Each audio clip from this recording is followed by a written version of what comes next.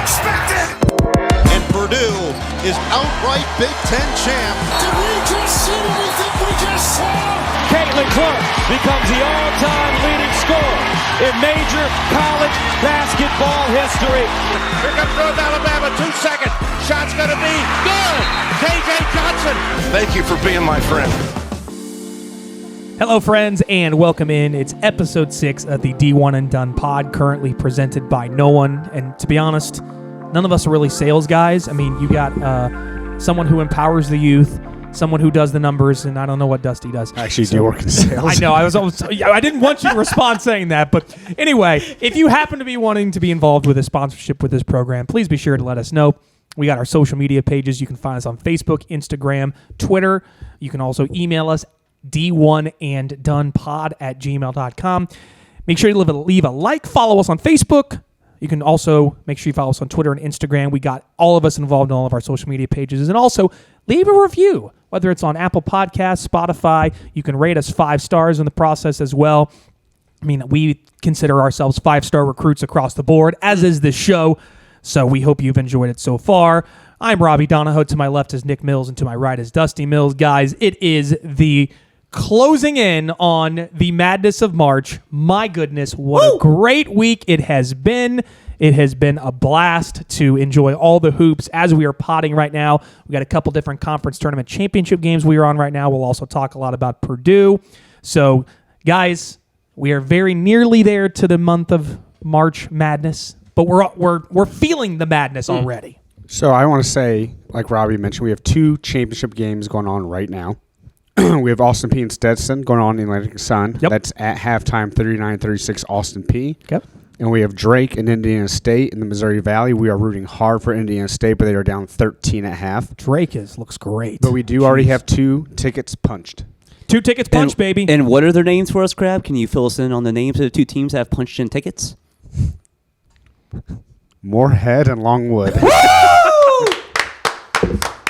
Congratulations to Moorhead. We had Moorhead last night and Longwood today, so congratulations to everyone. It's great to be here, boys. Moorhead State. Moorhead said thank you. Shout out to State of Kentucky. I think that's the quickest we've gone with an inappropriate some sort of innuendo. So well, at least nice job, Nick. Well, that one, like, every other podcast can make those jokes, so that one I think plays. It's just out there. By the way, my favorite It's a fact. My favorite thing is Austin P now. the shooting shirts on the bench from Nike this year. It's your school's name and Energy, and it says Longwood Energy on their shooting shirts, and then also Moorhead Energy. Arkansas State had not Arkansas. Well, no. Arkansas Little Rock had Little Rock Energy, which is great. Yeah. Well, Moorhead State's Under Armour, so they're not Nike. But anyway, Longwood Energy. So congrats to Longwood, the Lancers, and the Eagles moving on to the NCAA tournament. And real quick on Longwood, shout out on February 7th, they are 2-8 in the Big South. That's right. And now here they are. Made a big dancing. run. We will mention those later on in the show. If this is your first time tuning into the D1 and Done pod, welcome. We are so glad you are here. We hope that we are now your favorite pod to tune into come March. If you don't know about the name, Dusty Mills to my right here played college basketball at the University of Kentucky and Ball State University. And we still need to confirm this, but I believe Dusty Mills is the only person on planet Earth to be kicked off the team twice in men's Division I college basketball while not actually ever being on scholarship. When you say it like that. Is that true, by the way? Well, I mean, again, we've talked about the Kentucky story. I was not kicked off. I did technically leave. In Ball State, I was cut going into the next You season. were cut. My apologies. Would you rather be kicked off? I'm going kicked off. Kicked off is more fun. So I think we stick with kicked off. We're going to go kicked off. Well, I also want to know if I'm You were expelled. I want to know. Yeah, expelled. I don't know who else, though, went to the walk-on tryout of 2 Division I schools and got chosen to be on the team. That is pretty impressive, yes. After averaging 2.2 points a game in high school. If there was a sound effect that explained your entire college basketball career, it would basically be that right there, I think. But anyway, Dusty achieved heights that Nick and I could only dream of coming through the grade school and high school ranks. Yeah, that's why I'm the guy over here making the sexual innuendos. That's and right. Dusty accomplished great things. That's what priorities are different for us. Very the sales true. guy who can't get us sponsored. What are you doing? What I do sales and accounting. I know, but it's been 6 shows and we've got no leads. I would have expected something. A lead. We just want a lead. Just a lead. If you just say, "Hey, I talked to the front person at Wendy's," they're like, "Ooh, that sounds fun." I've spoken to no one. Unbelievable. The front person at Wendy's. The gall person of this man. I was trying to be kind and just said, All right, when front we get person, back from server, the I don't SEC know. tournament, I promise you right now, I will make an effort because I am talking to some good restaurants right now to see if one of those would sponsor, and maybe we get That some would be free great. food out of it. If you happen to talk to Hooters. if you talk to Applebee's, let them know about Kelly and I's story. Oh Of yeah, how we met at an Applebee's and fell in love and Made out. have a wonderful. Speaking of food, should we talk about our potential punishment we thought of for conference That's tournament? right. So as you have probably heard, if you got to listen to our conference tournament championships pod special, well, again, a big thanks to Jake Mills for being on that pod special with us. We talked about a potential punishment for the person that finishes in last. And right now, we're still, going through the research in the R&D department to figure out exactly what we want to do. Our idea right now is to go to an Indianapolis Indians baseball game. That's our AAA affiliate here in Indy. And we want to go to the game and every either half inning or every run that's scored or whatever that may be, we haven't decided yet, you have to eat a hot dog if that happens. Now, you can also combat that with, maybe purchasing, beverages, whether it's like a Pepsi, Coke, whatever that may be as well. We're still working through those ideas. But anyway, we're pretty much, we like the idea of going to an Indians game, whoever finishes last and having to eat a large amount of hot dogs. Yeah, we just promise you this. We are thinking of something. We're pushing. The loser we will got be some punished. ideas. Now, it would have been great if we could have got a turkey suit at the Indiana Farmers Insurance, whatever it's called, Coliseum now. But Reed Shepherd said no. No, he sure didn't. Thank sure you, did Reed. not. We will get to Kentucky. We're going to talk about Purdue. We got a lot of great storylines to talk to here. A little bit later on. We do want to preview and let you know our upcoming shows. So, as we mentioned on the pod last week, but coming up next Sunday, when the bracket officially gets revealed, we'll have our first bracket impressions. A couple of us are going to be on the road coming back from Nashville or the SEC tournament, or yours truly bouncing around between some different spots as well. But we'll get everyone on the horn and have a quick bracket impressions, first impressions show on Sunday. That's March 17th. That'll be episode 7 of the show. We'll run through any of the past games and look ahead to the bracket. And then Monday will be our full-on bracket show. We'll make our picks. We'll look at some teams that we like, dislike, things like that. Tuesday, March 19th, that'll be the first ladies of the pod. If you have ever gone through a bracket group or bracket competition with a female or someone who does not know anything about basketball, it is almost a fact they're going to either win or finish in the top. And Haley and Kelly fit that to a T. Kelly wins our family bracket pool almost every year. And she does know sports, but she doesn't know a ton about college basketball compared to us three right here. So we wanted to do an entire pod where they pick their bracket live, going through the show and us posting it. So that's the first ladies of the pod coming up on Tuesday. Wednesday is going to be all about knowing your underdog. So all of the double-digit seeds, we're going to preview each one, give you an idea of, hey, this may be a team you want to look at, maybe a team that could be a potential uncertain Cinderella. We shall bring our dogs for that podcast. That's a good idea. Make a dog podcast. So a Whittle podcast. A Whittle podcast. And then Thursday, Friday, Saturday, Sunday of next week, that's March 21st through the 24th, we'll have After Dark shows. So after the games go, we will try to do a quick 30, 45-minute pod, getting our reactions from what happened on the day and getting that up. And then we'll have Sweet 16 Elite 8 previews. Basically, just have the D1 and Done pod on your subscribe list wherever you get your pods and be ready for all sorts of great content to come your way. Yeah, we're gonna have a ton of content for you guys. It's gonna Very be awesome. excited. Hopefully, you guys for the listeners, they probably want Kentucky or Purdue get upset early because that would be quite the podcast. I hope we don't have to deal with that really hope situation. not. Like a St. Peter's for Kentucky 2 years ago or Fairleigh Dickinson last year. I'm not even sure how our pods would be. But Wait, Purdue lost to Fairleigh Dickinson? do I have that right? No, because Fairleigh Dickinson didn't win the conference tournament last year. That's right. So they could have been in the tournament. There's no way. Yeah, good point. I agree. But that's gonna be great. I look forward to John it. Rothstein still has the best soundbite from that. He mentioned something along the lines of it's the greatest upset in March Madness history, and he said Purdue fans have been taken to the gates of hell. Now, John is never one to shy away from being a little overdramatic on some things, but still very funny. Shout out Rothstein. Please come on the pod. Love John Rothstein. I'm sure you're listening out there, Based Johnny. on, I will tell you this, based on Vegas numbers, the biggest upset in NCAA history is the St. Peter's over Kentucky game. Is it really? Yep. Wow. Woohoo. Doug Eder doing a great job at Bryant, by the way. Yeah, no kidding. I was at that game with my wife, Haley, and my dad and Flex. my brother, Nick, were not at the game because they said, oh, we'll go on Saturday. We did not go on Saturday. Spoiler Yes, alert. none of us went on We were not Saturday. in attendance. I should mention, and this is usually a precursor to very bad things. I have tickets to the round of 32 games in Indy on the Sunday. Kelly and I are going. What could go wrong? Just letting you know. Usually when I pre-buy things, that's when bad things happen. So yesterday, Nick and I started helping out with our Twitter account. Did you see the tweet that I tagged your personal I Twitter in? probably did, but you need to remind me. I have It short-term was memory someone loss. saying that Little Rock would be playing for a bid to be a 16 They are seed. now, baby! Woo! Purdue is in great shape now. They do not have For to those see that Little don't know, Rock. Purdue lost to Arkansas Little Rock Yeah, in for- 2018. For those who don't know, I don't know. For those, everyone knows by now. It goes VCU, Little Rock, North Texas, St. Peter's, and Fairleigh Dickinson. And you rattle them off. And we're still waiting for that 14-seat loss. yeah, we're At trying some to point, we have not it'll filled out. happen. We have not filled out the bingo card quite yet. We We're have almost not. there. All right.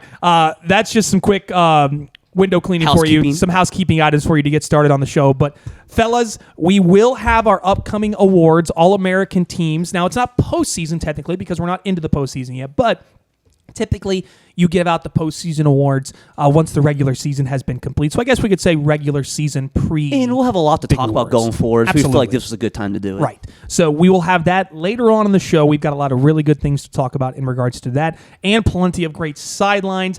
First off, though, Dusty, I want to start with you, and I want to start with the Houston Cougars because they might have had the most impressive win of the weekend, absolutely crushing Kansas. It was never close. Never. Now, Hunter Dickinson did get hurt, so that could have contributed to it ever so much. But anyway, like insane what Houston has done in their first year in the Big 12 when a lot of us thought they would struggle coming into a big conference such as that. So I did some research on them because what Kelvin Sampson's doing there is remarkable. So just give you an idea about the Houston Cougars program. Guy Lewis, who everyone knows, he coached Phi Slamma Jam, which was the team with Hakeem, Clyde Drexler, Benny Anders, good old Cadillac Anderson, Lyndon and Dave Rose. They went to the national title in 1986. After that, they had not 1984. They had not won a tournament game again until Kelvin got here. I did not know that. No kidding. Yeah, they'd been, I believe it was 3 times I looked up, had not won a game, and he's already been to a Final Four and Elite Eight. He got there in 2013. He has a 758 win percentage for a program that was essentially just dead. They're in the Conference USA until 2013, moved to the AAC for the last 11 years, and obviously came to the Big 12 this year. They were in the Southwest during the Phi Slamma Jamma days. But what he has done there, and then to walk into the Big 12 and just slap everyone around because It's extraordinary. they were a team, too, when they made the runs last few years that you'd be like, okay, it's Gonzaga beating up on bad teams. They have a good record. They're going to get high seed, a la Arizona this year. But they are so damn good. They're very good. They're just good, and they're so good defensively. I actually, and we'll get into this when we talk about our Final Four teams, I have a buddy who's a big gambler over the weekend. Him and I were texting about Kentucky, and I asked him, I'll ask this question to you guys in a little bit, like who actually wants to play Kentucky right now? Because I sure as hell No, I don't. want it. I wouldn't want to. And I said the only team I can think of is Houston. And he texted me back, and he was like, well, Houston can't score. And I was like, have you watched them? And he said, I'll bet you anything they don't get out of the first round. Houston doesn't get out of the first round. No, sorry, first weekend. First weekend. Oh, stop And it. No. Actually, I'll shout. There's no way he listens, but Albert Ong is his name. And I said, Albert, they're going Why to the, doesn't he listen? You if he's a dumb-dumb. college I basketball don't know. guy? He's a salesman, too. Maybe we should get his company to sponsor us. And I said, Albert, they're going to the Final Four minimum. And so we now have a bet of a substantial amount of money that I have Houston going to the Final Four. Wait, so you could have gotten first weekend out, but you went all the way up to Final Four. It was after the Kentucky game. I had a bourbon in me. You were So I was- feeling pretty good. And yeah, vibes were high. Uh-huh. And so I was aggressively texting, basically telling me he's an idiot and doesn't watch college basketball, which he doesn't that much. What does Cal say, Dusty? Scare money, make no money. That's Thank why you. you put him to Yeah. the Final Darn Four. right. Yeah. So What if we get to the Elite Eight and it's Houston versus Kentucky? I mean, I'll just write him a check. I'm not worried about that at this point. Go Kentucky. Two things that add to your Houston point. First of all, they lost 3 of their best players from I was last about year. to mention Yeah. they Marcus had Sasser, three. Jarrett Walker. Let's dive into Houston real quick. Tremont Mark, all left. All on top of that, They had 3 season-ending injuries this year, including most recently Joe Tugler, who was their best defender. Now, even though he's a freshman, wasn't averaging a ton of points. That's like for a team that prides themselves on defense, and you lose your best switch off defender. That's a big deal. And the fact, again, they beat Kansas by 30, and even though it's not Kansas that we've seen in the past or 2 years ago when they won the national championship, it's still Kansas, and you're beating them by 30. Like I said, it was a beatdown from the get-go. Yes. So like I They said, beat the hell out of them. So like I said, they lost 3 of their best players last year, and also the tournaments that we've allowed to have, they've made 4 straight Sweet 16s or further. They've gone out of the first weekend 4 straight times. Well, I They're remember the opposite of Kentucky and Purdue. Remember last year when everyone was saying, "Ooh, Auburn over Houston in that round of 32 game because it was in Birmingham," and I was like, there's no way Houston's going to show up and they're going to win that game, and sure enough, they did. But honestly, this what Houston Miami team is loaded. I still can't believe what happened to them against Miami last year. It's like they forgot how to play basketball for a night. It still doesn't make sense. Scientists need to research that Miami Final Four run last year. Still makes no sense It to doesn't. me. It really They doesn't lost make yesterday, sense. right? So they're 15 and 16. Yeah. Or at least they were 15. I don't know. Did they lose? Because they were They were 15-15 down going late. in. We are going to talk By the way, about them shout out later Miami, on the Florida show. State. They're both 15-15 playing against each other. I know, It shows you love where that. both programs are at. Also, 500 shout out teams. to Joe Steele, one of our favorite listeners. We're going to hear from Joe later on in the show. Yeah, and well, since we're talking about Kelvin Sampson, I'm sure he put Joe through about 7 years of misery for taking IU down. That was something else I was going to bring up later on. But Kelvin Sampson, do you think IU would bring him back? If Wow. Kelvin wanted Yes. to come back? Yes. Because I think Kelvin Sampson has proven he is a top-tier coach in college, and not just college basketball, just in basketball in general. Took Oklahoma to the Final Four back in the day, Yes, Oklahoma too. in the Final Four as well. And I believe he's spoken on that team that was like the Eric Gordon team. Mm-hmm. And this is not anything on Eric Gordon because from what I've heard, he was an angel on that team. But The team that lost to Arkansas in the first round. Yeah, correct. Dan Dockett, shout out the I coach. think that's Pat Beverly was on the Arkansas team. He was. Yes, he was on that But team. that IU team, that locker room was just I'm trying to not cuss wrongly.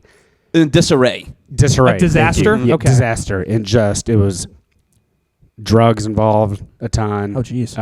Don't do drugs, kids. Yes, do not No, do drugs. don't. We were just talking about Dare not too long ago. Just say no. But yeah, I mean, Sampson, it sounds like we just went into a fire hole. And Wow. And then they brought in Satan Dan Dockage to, Ride the ship. yeah, Yeah, because if there's a guy He's that I got the want to right troops. the ship, yeah. it's Dan Dockage. I mean, Dan Dockage does support the troops. He does. So Say what should- you will. It should fit that. Say what mold you very will about- nicely. One last thing on Houston, and that's just a random fact that I learned. Did you guys know that Clyde Drexler was the head coach for them from 98 to 2000? What? That happened? So that's after he retired? Yeah. I mean, would have been right after because he I was going to say, retired so he went and played at Portland for 2 years, didn't after he? they won well, he was on the second Rockets title team in 95. Was he Right. doing double And duty? Was Well- he playing and coaching? Well, he went 19 and 39 in 2 years, and then I'm assuming is one of those, hey, we don't think this is the right fit. That could not have been more than like a year removed from playing in the NBA, Yeah. going straight into coaching college basketball. I don't think there's. I'm looking at his Research Wikipedia. department I needs to look I that I up. don't think there's a single break. I think he went straight into it. That's hilarious. That's amazing. Just like retired, and then was like, I need a job, so called I never, called the AD the next I never day. knew that. He played 70 games for the Rockets in 97, 98. By the way, his last season averaged 18 a game, so he was still scoring by the end of it. So shout him on that. But yeah, started coaching literally the next season.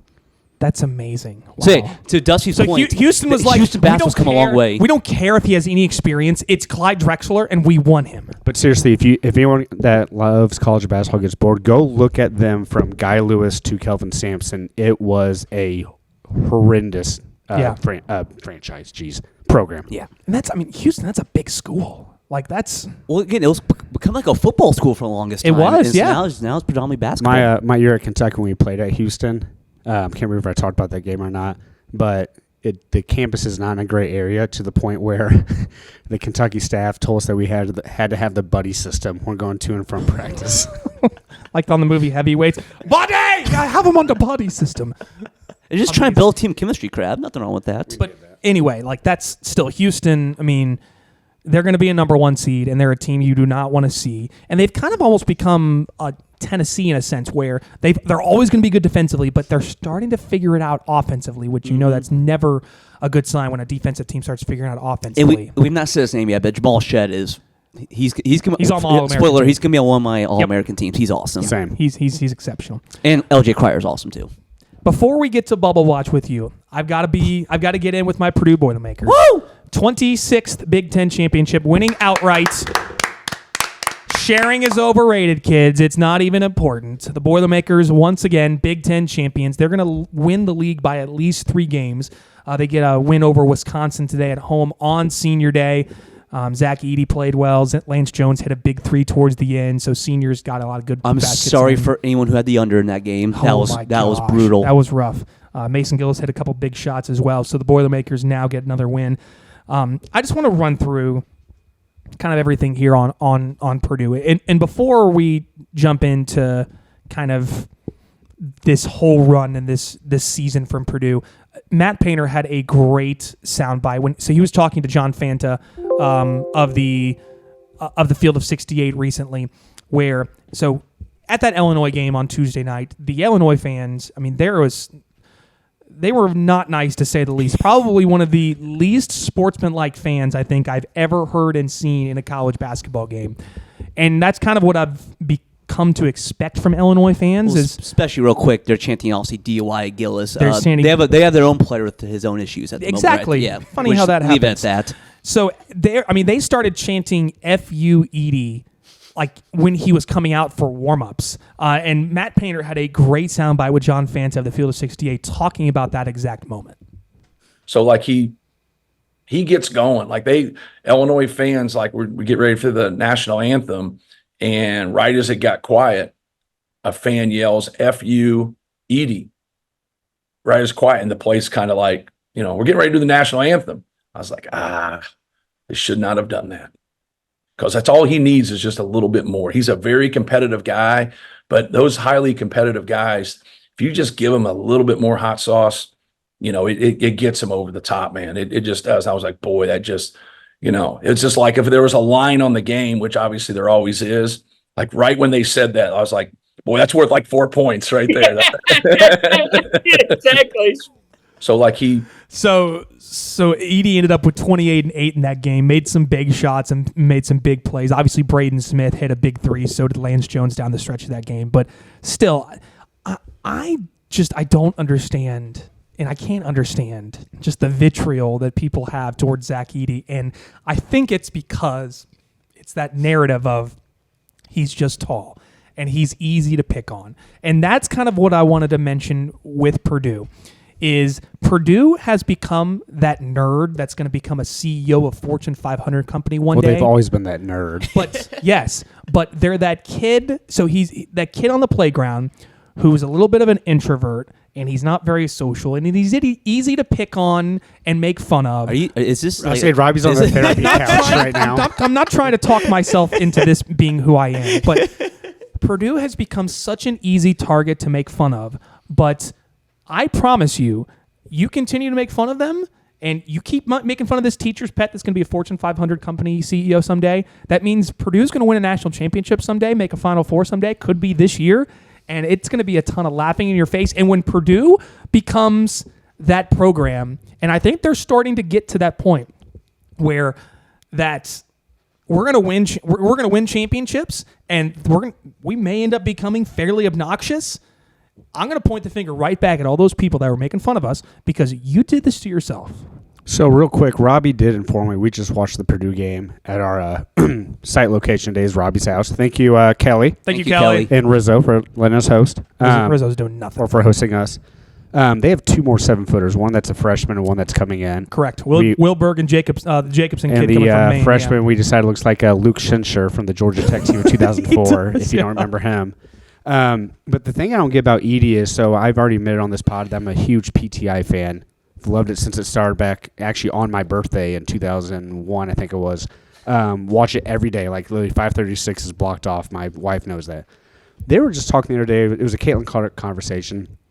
And Will Bond, who we know is kind of getting up there and yells a lot. The get off my lawn type these days. Yes. He was talking about how men's basketball doesn't, because of the one and done, doesn't have like a player that stays long enough to fall in love with and connect with.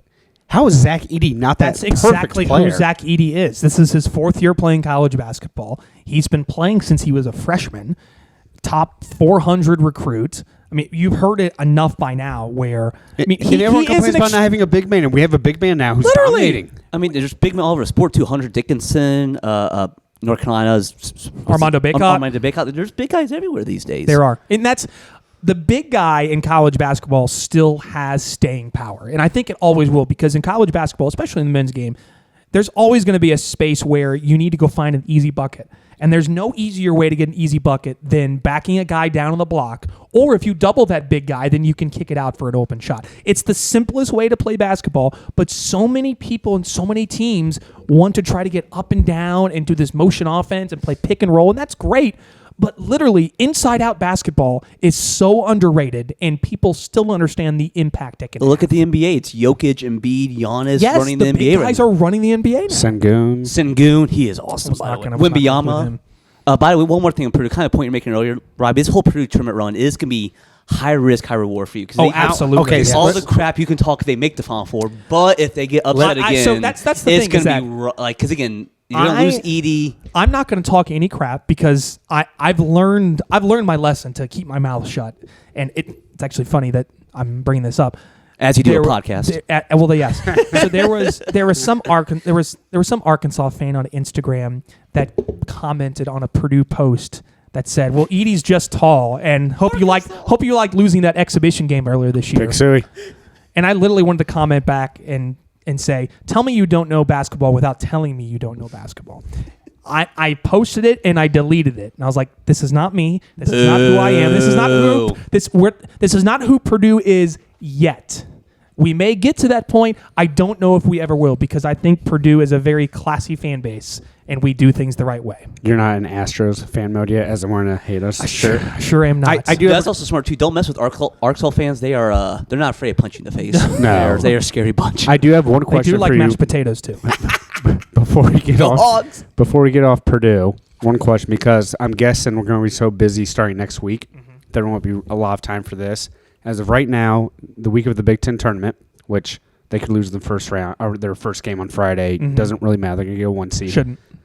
I'm trying to take this back to when, as everyone knows in the past, I was a Florida Gator fan, and when they won their second title, that was the one time in my life where I was not enjoying the tournament games. I was just nervous as hell for every game. Yeah. They were down to Jackson State. I believe it was like 10-7 in their first game. And the Jackson State had the leading scorer in the country. Do not remember his name. Wow, I remember that. And I was like, oh my gosh, like what is going on? But every game I was stressed out of my mind. Yeah. And kind of the same with 2015 Kentucky. Once you got to the Elite Eight, the Notre Dame game, which I was at, was horrifying to be at. And I was with 3 Notre Dame fans that was a rough game, yeah. So where's your heart at? Where's your stress level at? It's a great question. And it's funny, even during last year's Fairleigh Dickinson game, I was never really stressed until it finally hit me that we were going to lose that game in the last about 5 seconds. It's funny. I watched a game with Nate Hahn, also a Purdue fan. He was the same way. He was never nervous until... I was never... And almost it's because, and this is going to be funny, you can't hurt us because we've already been hurt to the point where we can't feel that pain anymore. It's almost numb to us now. The fact we lose to Virginia on a crazy shot, we've lost to a 15 and a 16 seed in consecutive years. How much worse can it really get? It really can't. I mean, we can lose to another 16 seed, and you're going to be like, you know what? We did it last year. So what? I love setting records. I love how Purdue's conversation's gone to the CEO of a company to we're so numb to their pain at this point. Who's to say CEOs aren't numb to pain? Let's be honest. But I do want to shout out Zach Edey. He's going to be the first back-to-back player of the year in college basketball since Ralph Sampson. The most dominant player in college basketball, and he's got a great chance to be a lottery pick, which he made a smart decision coming back because it's not a great draft class, and I think someone's going to take a chance on him being a potential really good piece in the NBA. Now, is he going to be an NBA caliber player? I hope so. I don't know. I hope he'll get to that point, but someone's going to give him a chance, and he's going to do all that's going to be necessary to make it work in the NBA. So I'm excited for his future, and I'm excited for what's coming for Purdue. Yeah, nothing much more to add. Shout out Zach Edey. Like you said, I don't think it's tough to be the first back-to-back winner since Ralph Sampson. Pretty incredible. Yeah. So that's my talk on Purdue. Very excited about them winning the Big Ten. Obviously, if they win the Big Ten tournament championship, that's even better, but that's just gravy at this point. Are they the number one overall seed right now? Before I answer, I think we're all agreeing. Have the 3 teams all clinch 1 seeds? Houston, UConn, Houston, Purdue. Even if they all go 1 and done, I think they're all doesn't safe matter. for 1 seed. They're still going to be 1 seed. I think they should be. I don't know if they are. I mean, I think Houston's still the best team. I'll just say that straight up. I think Purdue's resume, though, is better. I mean, all those quad one wins, especially early in the season, the fact that they have not fallen off at all since then, they should be the overall number one.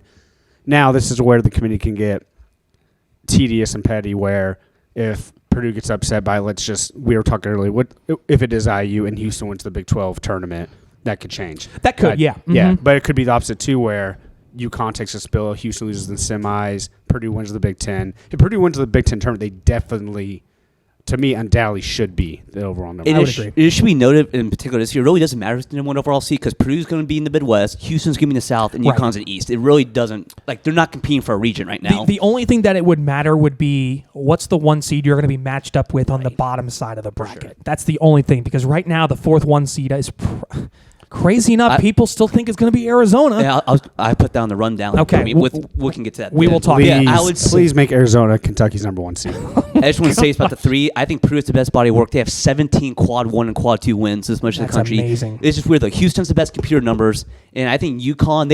I still think UConn's when the they best win, team, they win by honestly. like 87 points. So I still think. I think I say all that to say. good. I think all three have a legit case being the number one overall Absolutely. seed. Whoever you vote is fine with me. I agree. I would vote Purdue though. All right, Nick, let's pop some bubbles. Yeah. Bubble watch time.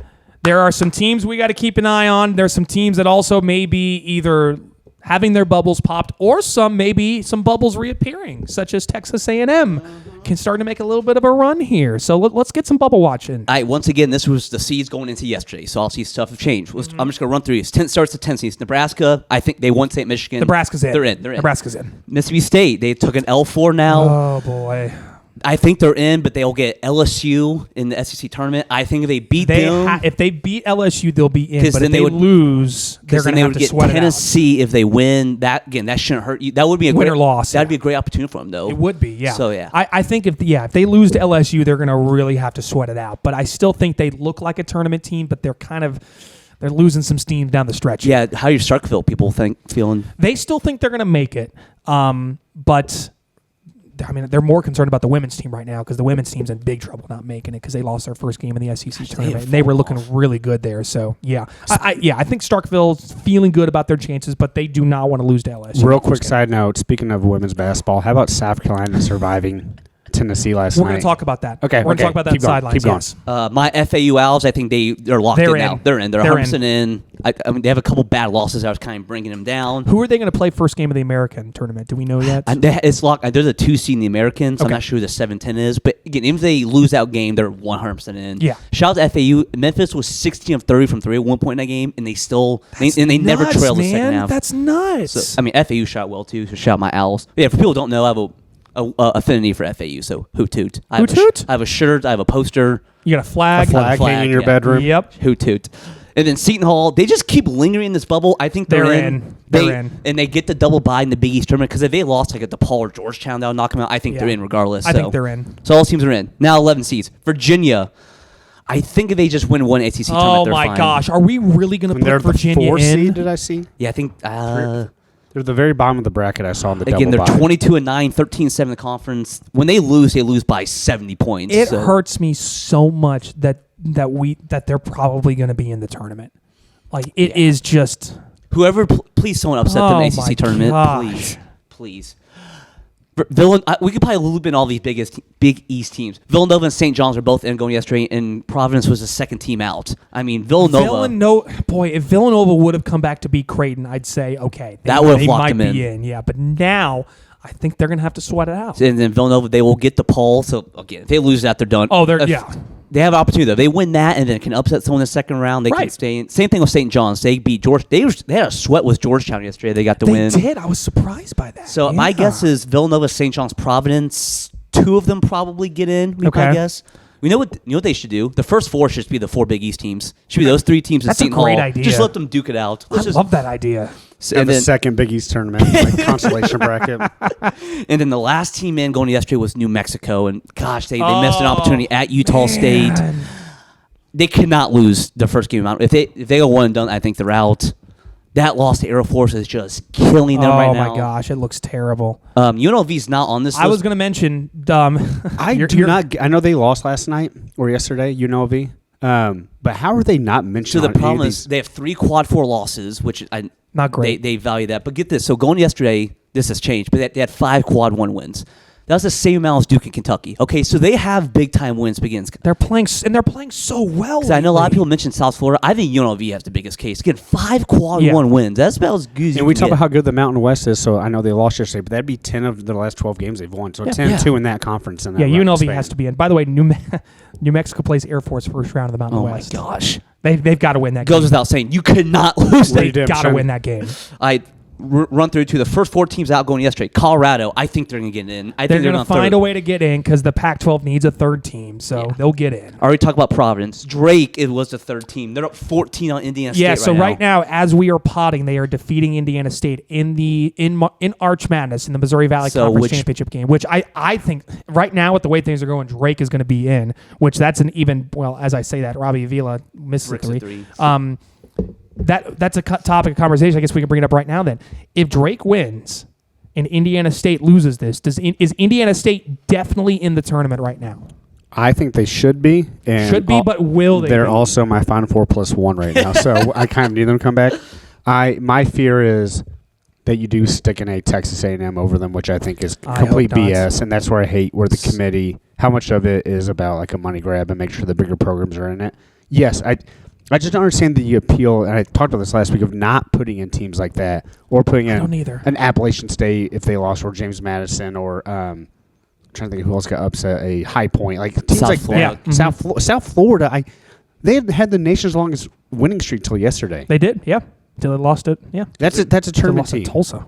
Because I agree with you, but again, they have so many bad losses in non-conference. I get, like, every game should matter. I do stand by that, but like there should be something to you've improved throughout the season too, right? I think there should be. Correct. By the way, I do want to note Indiana State, according to Matrix, coming in today was 11th seed, so they are teetering but on is that saying that they're going to win the Valley? Right. Then? No, So, is that an auto bid? This is not going to be a bad loss because I think Drake is inside top 50 in the net. I think. Well, my so that would point be is a quad 1 loss. That's my point. Is they have them as like a 13 or 14, like 11. Okay. They have at least have a fighter's chance. If Indiana State loses, I think it would be. I hope. Negligent of the committee to keep Indiana And State out. we don't need like teams like, sorry if you're a fan of these teams, but like a Colorado or a Virginia winning their conference tournaments. If Virginia makes the tournament, I'm going to be so upset. Over under, if Virginia wins the ACC tournament, over under 120 points they score in the tournament. Under. Hammer. Under.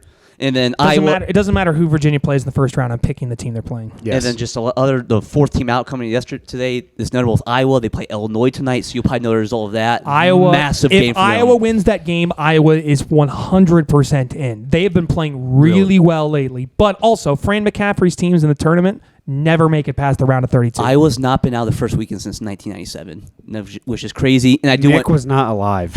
Not even making that 97? up. 97? I want to shout out 2 teams who might be playing their way back in. Wake Forest and Texas A&M are on the horizon I still now. keep Wake Forest out, but A&M Agreed. A&M should be in now. A&M's been playing very well lately. We talk about like the Kemba Walker run. Can you imagine if A&M gets in? And with Wade Taylor? Taylor just goes Taylor. off on a NBA type 6-game or probably 7-game if they're playing. Their 3 guards, I mentioned it in our chat yesterday, their 3 guards had combined more points than Ole Miss at the 8-minute mark of that game. Just their 3 guards. And Ole Miss is not even in the conversation right now. They're done. Yeah, their Especially non-conference yesterday. was non-conference was terrible. Speaking of which, Texas A&M will play Ole Miss in their first round game SEC tournament. Their rematch. Oh, and then winner plays Kentucky. So correct? A&M has an opportunity. If they go if they beat Ole Miss, Kentucky, I think because they have a lot of good wins. So the problem is they have 13 losses right now. So they just have they have a chance. A&M's got a chance. Okay, like Dusty said, they are horrifying because of Wade Taylor. And that's Nick's bubble watch. There's Nick's bubble watch. So a lot of good teams to keep an eye on. Again, and the good news is this is the last time I'm doing it because this time next week we'll have a bracket. We'll have a bracket, baby. We'll have a bracket. I want to recap this past Saturday, blockbuster Saturday. We talked about Houston, Kansas. Alabama probably should have lost to Arkansas, but got away with it in that one.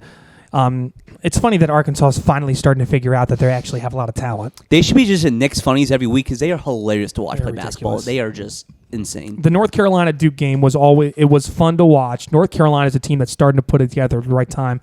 That's a team I do not want to see as the 2 seed in my bracket. They're playing very well. And then Tennessee, Kentucky. Next to Houston, I think Kentucky had the most impressive win in college basketball over this weekend. Going on the road and winning at Tennessee is no small feat. Only South Carolina's done it this year. So I want to hear from my two Kentucky guys right here. I think now for sure. Last year I was saying, oh my god, or last week I was saying I can't believe you guys have them in your Final Four.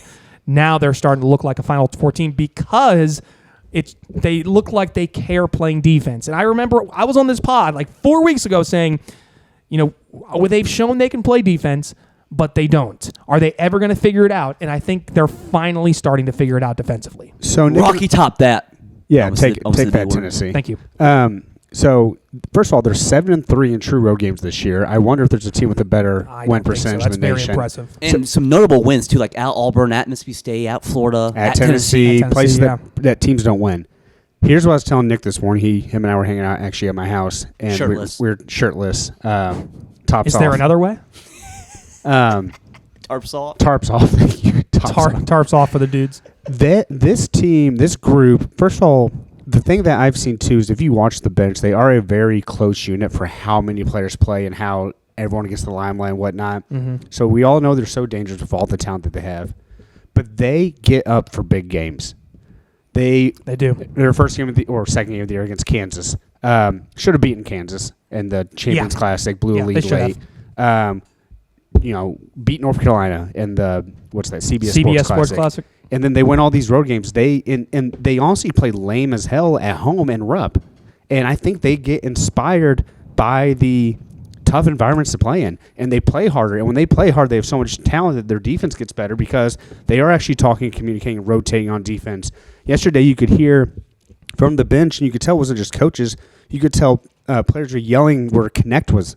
And they're trying to make sure they're rotating right and double teaming him at the right times. They get up for these big games. The question I asked my buddy Albert is, who wants to play them right now? If they were 7.5 point favorites according to Vegas yesterday. Was the final line that I saw. Tennessee was a 7.5 point favorite. Yes. Yeah. And Kentucky controlled the entire, almost blew at the end, but controlled the entire game. Yeah, one way putting it. And Reed Shepherd. And think about it too. Rob Dillingham, foul trouble the first half, barely played, and who's probably the most talented player. Second half, he didn't have a good game, I would say, for him whatsoever. Reed Shepherd is a stone cold killer. About throwing Antonio Reeves in there, he's been the and he gets Reeves he gets so so great. overloaded. seven straight games scoring 20 more. First of all, let me just say, I'm just a happy boy today. What a win to go at Tennessee yesterday. As I mentioned, I hate Tennessee with all my heart. It's the third time in the last 4 times you've gone into Tennessee and won. Yeah. This is the first time. So Dusty all year on the pod's been like, there's a team no one wants to face. I've pushed back on that a little bit throughout because, again, their defense has been atrocious this year. Very poor, yes. Which is probably putting it lightly. But, yeah, like I said, this is the first time now their defense is – It's what we talked about. It's an effort thing. Like they just showed no effort when we saw them give up 100 points to Arkansas and Alabama or whatever. I would also argue it was effort, and also too, it's like they don't know what to do on defense. And again, it's like weren't both those games home games? Yeah, they're both home games. I'm telling you, road games, neutral games, they get up. And I'm glad, brothers, because I think it was after Gonzaga lost. I think Cali made a comment like they almost feel nervous playing at home. So again, I think it's almost good for them. It's the pressure facing kind of like playing in front of the home fans that have so much invested in the game and what's going on. Probably yell things that shouldn't be yelled. Probably too. That's what fans I'm not even trying to do. be funny. I'm being serious. No, you're probably right. But yeah, again, like you said, shout out Antonio Reeves. He's a guy who doesn't get like talked off enough. Justin Edwards is emerging now, and oh my gosh, he's made some big shots. If he keeps playing like this, he's going to be the Carmelo Anthony of this tournament. Wow. I don't get how anyone can. That is a hot My shirt was take. on fire driving here thinking about that. And again, it's like their big man situation is still interesting. It's a different 7-footer that balls out every night. It's nice. It feels like someone can step up every night. By the way, they had 5 guys score yesterday, 85 points. Four guys had 81. So it was the Reed, Shepherd, Dillingham, Reeves, Dillingham, Wagner, and I can't remember the other points. You get my point though. It's just how many did Mitchell have? I don't think he's. By the way, that's the one considered Kentucky right now. He's looked awful since he he's came back from injury. But I still have to say I'm really excited about them going forward. I still have my worries about them defensively. To your point, I don't think any of the top teams in the country wants to face them.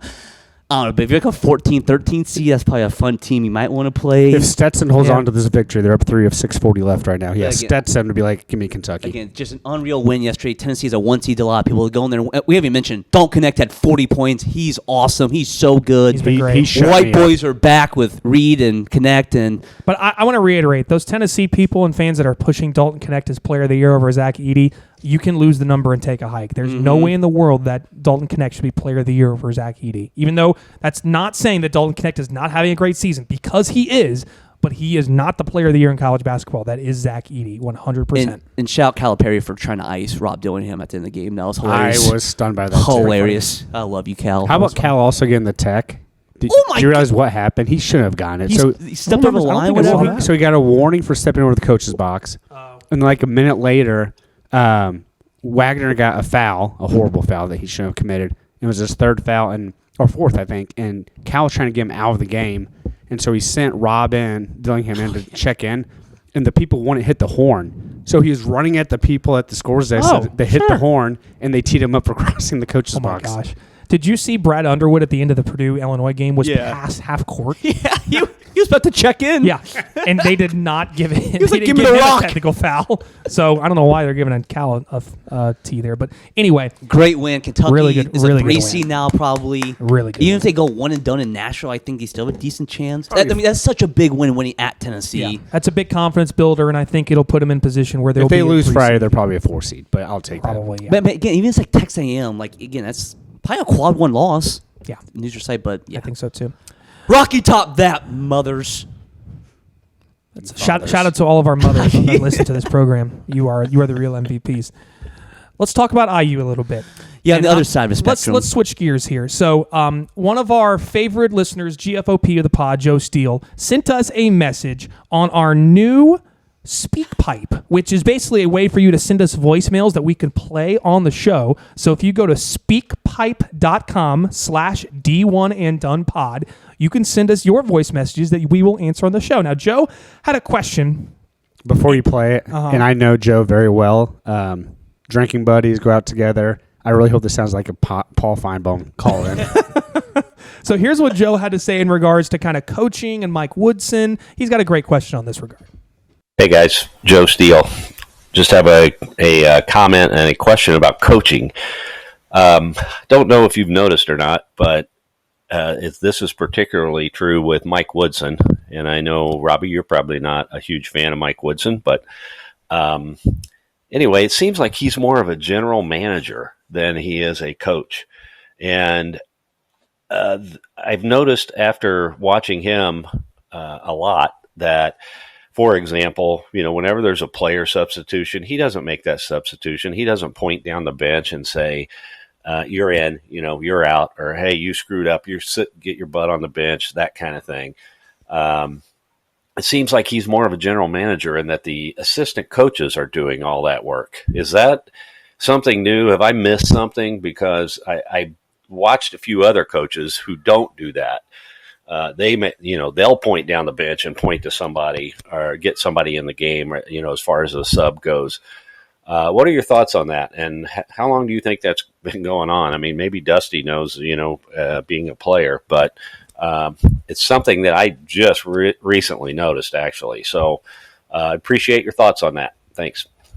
So first off, Joe, thank you for the question. Again, speakpipe.com/D1 and done pod. I That's think where like you can those send old our school voicemails. pipes he used to smoke now. That's how they It call kind of it. is. But so before Dusty answers, I want to say, Joe, I'm a big fan of Mike Woodson because he is doing great stuff at IU. So anyway, The Dusty, same way we love Kenny Payne.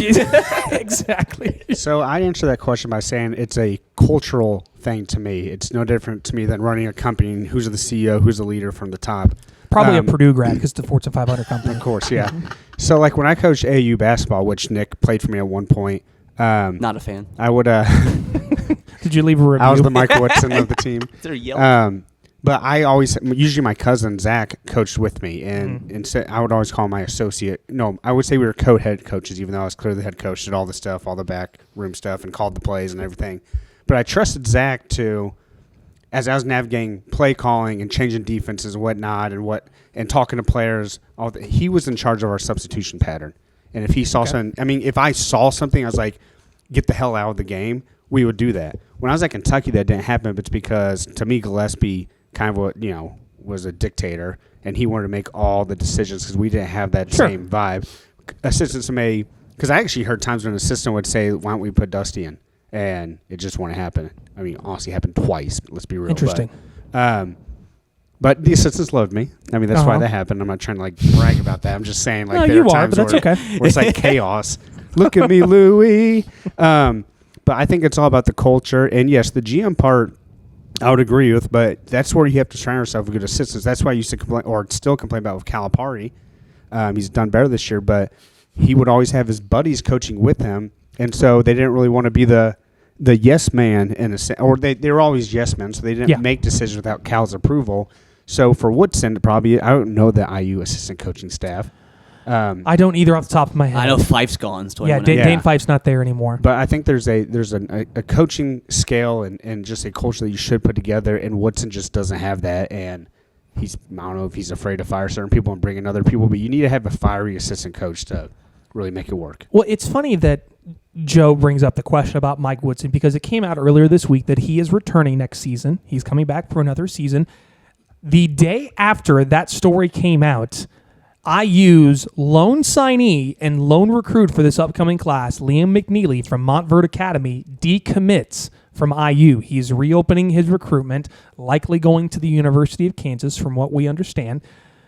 And that's got IU fans livid about what Mike Woodson has, quote unquote, done to this program. Or does he, again, we've talked about it on this program before. Does Mike Woodson want to be coaching college basketball? And I still go with, kinda?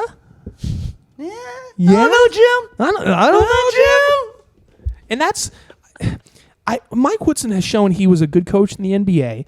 I think the college fit's always been a little weird, but also I think it also comes back to the fact that this is still a horribly constructed team that's kind of putting it together a little bit. They've won a couple games here as of note, but there is a wild rumor and just a crazy story that's coming out recently, and I saw it on Sleepers and I saw it on Field of 68, where a high-profile transfer, which we can connect the dots and basically say it's Caleb Love, was going around trying to find a new place to play college basketball. Some people think it's Cam Spencer, but I think Caleb Love definitely Caleb Love. 100% it's Caleb Love. So Caleb Love was visiting schools trying to find a new transfer destination.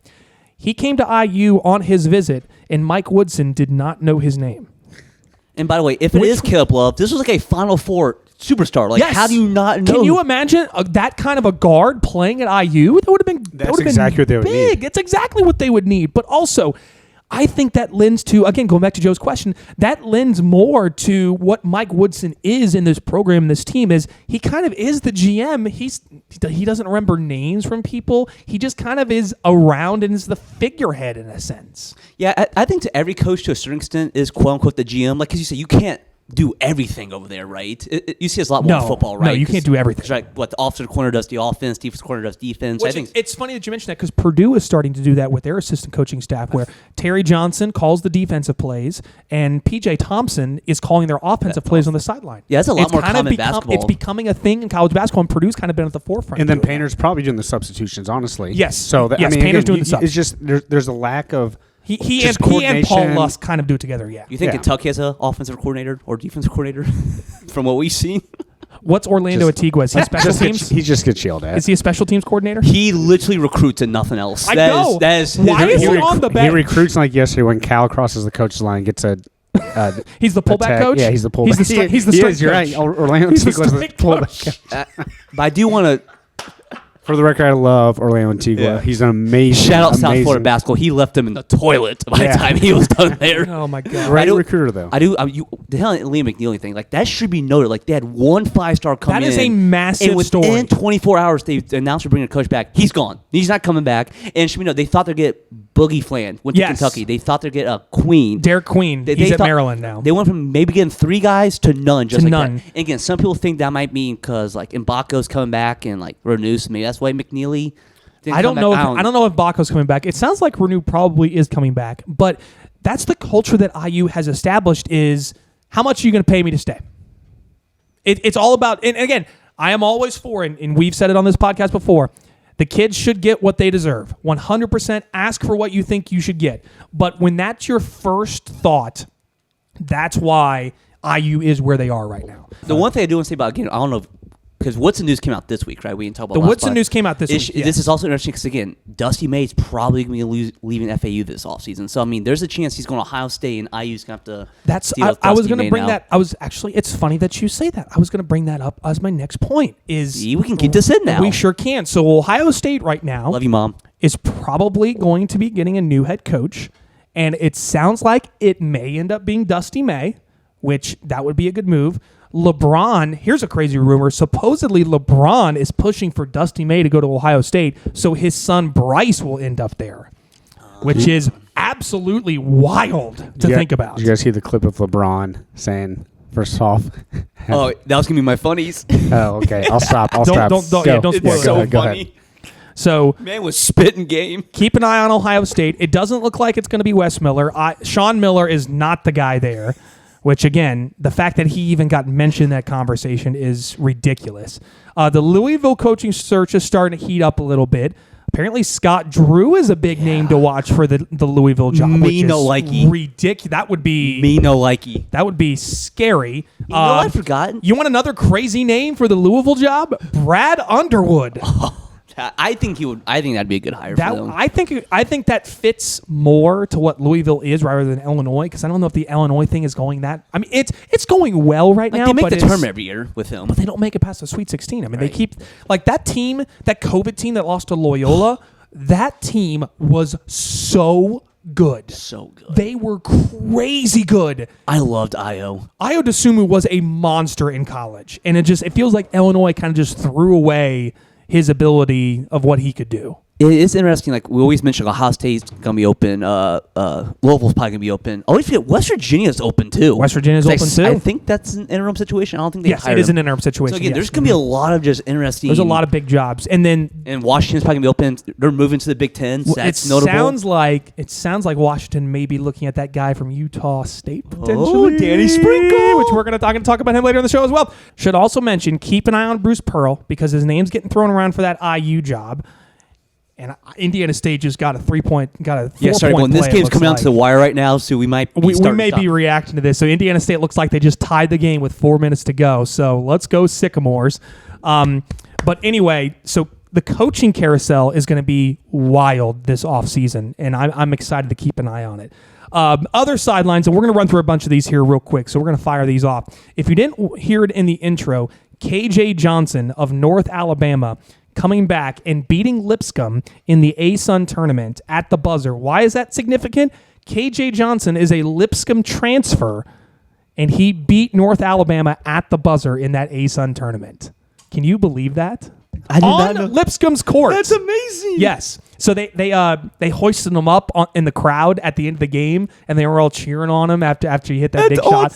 Really good. If you get a chance to check it out on social media, it's a really cool moment. That's why conference tournaments are the best, dude. You just That's why get they're stuff the like best. that. In women's hoops, if you did not see that South Carolina winner at the buzzer over Tennessee, that's one of the best buzzer beaters I've seen in a while. Camila Cardoso hit her first 3 of the season, and she hit it off glass of the buzzer. And no one from Tennessee went out to contest the shot. They're like, go ahead. You haven't made one all year, but get a contest at least. It looks like we're back in 2020. She had COVID or something. Yeah. They were not within there's no one within like 20 feet of her. Well, did you see the clip, too, of Dawn Staley coaching and how she was coordinating it? So go watch this closely, anyone that is interested.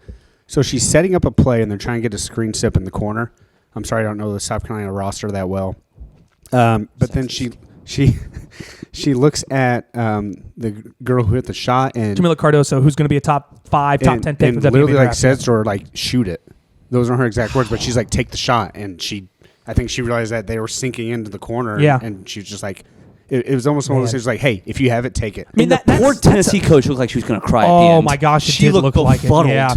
Well, what's crazy? So that shot helped keep South Carolina undefeated They have not lost a game this year, so they're now 31-0. They're currently playing LSU in the SEC Tournament Championship game as we are doing this pod. The other women's game that you want to keep an eye on that we need to mention, how about Iowa coming back and beating Nebraska in the Big Ten Women's Championship game? Yeah. Caitlin Clark had 34, and she made some crazy shots down the stretch of that game to win that game. I mean, Iowa was down double digits and came back and beat Nebraska. So, man, Caitlin Clark is just she is. If I were the Fever, I'd take her first. That's all I guess. I've lost words to describe what Caitlin Clark is. She is, again, supernova is the best way for me to put it. Other stories that I want to throw around on college basketball. Speaking of coaching news, IUPUI fired head coach Matt Crenshaw. That was bound to happen. He just did not work at IUPUI. Detroit fired Mike Davis. RIP to our king. IU, he's available. Bring him back. UCF potentially could have an opening. Johnny Dawkins may or may not be returning for next season at UCF. The two names that have been thrown around for that UCF job, you're going to love these. Frank Martin. Yes. And Richard Pitino. Yes. I think Frank Martin makes a lot of sense. Would those two that'd be good hires? Especially because I'm sure Frank Martin's not happy that they're leaving the A-10 for the MAC, so I'd imagine he would like to go elsewhere. UMass I think they've got a 20-win season this year. I think it's their first 20-win season. They have a double bye, I know. Probably since Calipari. Yeah. Kidding. I believe that actually is true. Oh, they made the saw tournament. That stat somewhere. They were like a 16 to tournament like in 2014. Okay. So they may have gotten it that maybe year. then. But anyway, if UCF could somehow get Frank Martin and the UCF fans and fan base and program will be okay with and he's from Frank Martin. And he's from Florida. He is from Florida. Yeah, that'd be a great. He looks like he's from Florida. I mean, if I'm a UCF fan, I'm like, yes, please. Where do I sign to go get Frank Martin? Because that would be a really good hire, I think, and fit really well. I have quick breaking news. Missouri State has fired Dana Ford. That doesn't surprise me. Same. I figured that was bound to happen. Yeah, it came out this morning. Yeah, 2014 UMass 16 NCAA tournament 24-9. Shout out. So that was their other 21 season. By the way, Indiana State just took the lead with 4 minutes to go in that ball game. Sycamores! Let's go Sycamores. Can we be honest here? Put James Madison and Appalachian State in. Cowards. Put them both in. The Sun Belt deserves two teams. Put them both in. They deserve to both be in. Same thing with this Missouri Valley game. Put both Drake and Indiana State in. They both deserve to be in the NCAA tournament. The last hurrah of the Pac-12 is disgusting. You're going to clap for it. I'm not. The Pac-12 is atrocious. It is so bad. And some of those, like Utah losing at Oregon State. Washington State getting smoked at home by Washington. Washington?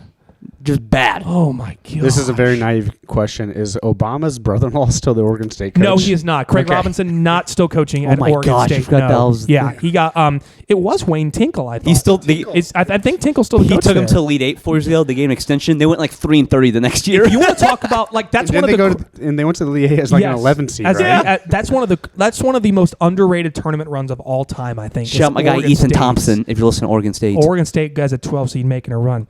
Keep an eye on Temple basketball. This was a story that came out earlier this week that there could be some allegations of match fixing, which would throw kind of betting and everything in college basketball for a massive loop. So watch for that. That one's tough because Temple basketball's so bad. So they are very bad. It's hard to tell if they're actually point shaving. Yeah, it's an interesting spot. Greg McDermott announced that he did get an extension at Creighton, which I think that's a great fit for him. They followed that up with almost giving up a 25-point lead at Villanova on Saturday. Wow. That game was 32-8. Like, only thing was in like 10 minutes ago in the first half. And they scored 30 points the last 30 minutes of the game. Can you believe that? Congratulations to LeBron James getting to 40,000. Yeah, I want to throw that in there because we talked about Caitlin Clark breaking the scoring record. 40,000 points in NBA is insane. Probably will not be broken, I don't think. At least in our lifetime. So yeah, I just want to shout. Like, think we had scored 2,000 points a year for 20 years. Yeah. That is insane that we accomplished. We talked about Longwood. We talked about Morehead State. We did. We talked about Longwood. We talked about Morehead. Longwood for sure. We talked about who's going to get that last one seed. I also want to mention. Did we talk about the last? I don't think we did. Did we not talk about that? Yes, I guess. I don't think we did. It's going to be between Tennessee and Arizona, I think, at this point. I think North UNC, Carolina. I think that's why I brought up UNC North Carolina? Duke. I think they have a legit shot at it now. I think they deserve it. I just don't know if they're going to get a shot. Which also added, they did beat Tennessee head-to-head, so the committee might They reward did. them I for think that. about Arizona losing to USC takes them out. I think it does too, but again, I think Zona has to win the Pac-12 tournament. The fact that 4th 1 seed is we know it's going to be in the West region. I think that they want a West region team to be the 1 seed. In the committee, that's what I've seen. Think about if you are Tennessee or UNC, you do get that last 1 seed, and then Arizona is your 2 seed. Oh, I'm in the West. fired up if that's who my 2 seed is going to be. Which probably, I don't know if you mentioned on the pod. For people who don't know, the Final Four is in Glendale this year. Yes, it is. So if Arizona's there, that would be chaotic. Very interesting. 2 more things to bring up real quick. The end of the San Diego Pepperdine game. This was in the West Coast Conference Tournament. The Toreros did beat the Waves thanks to a 3-pointer with about 1 second left. Pepperdine went scoreless for the last almost 6 minutes of that game. They were 0 for 16 shooting from 2-point range, 3 for 9 from 3. They did not make one 2-point shot the entire second half, and they still won. Can you believe that? I don't think I've ever heard anything like that before. I'm 0 of 16 from 2 for a half? 0 for 16 from 2. That is impossible. And they still won. They should hang a banner for that. I'm serious. That's maybe one of the most impressive ones I've ever heard. Incredible. IU would. You probably would. The Mountain West is going to be a great tournament. We shout them out every single week. I as you mentioned, I think UNLV is playing the best in the Mountain West right now. UNLV looks cool. And their team's led by twin brothers, and they are fun. I've been the last 3 weeks and I don't think I told this, when I wanted to get into college basketball coaching, my dream job was to coach UNLV. And bring back what Tarkanian had. That would be cool. And just be like, why would you not want to come to Vegas? I'm always surprised UNLV football is never better. Like, it has to be so easy to recruit. Yes, that's what I always think too. They play at Allegiant Stadium, don't they? 1 of 5 teams play NFL stadiums. Wasn't there a time where Dave Aranda was the coach of UNLV?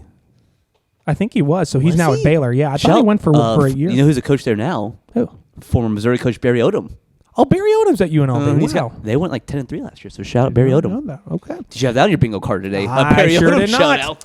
All right, there's your sidelines from the week of college basketball. We blitzed through a bunch of those. Let's go quickly through our Final Four here. I'll just go ahead and give mine really quickly here. I'm going to go with UConn, Houston, North Carolina. I'm going to stick with Tennessee, and I'll stick with FAU. You know they lost yesterday, right? Yes, I'm aware that they lost. Yes, I'm not putting Kentucky in just yet. You know they won yesterday, right? Yeah, I'm aware. Okay. But I can't do it yet. So I'm sticking with that as my last Final Four +1 before the bracket reveal. So, Nick, who's your Final Four? Hasn't changed a bit. I'm sticking to my guns. Houston, Creighton, Illinois, my Illini, the Kentucky Wildcats. My +1 is always my FAU Owls. Hoot hoot.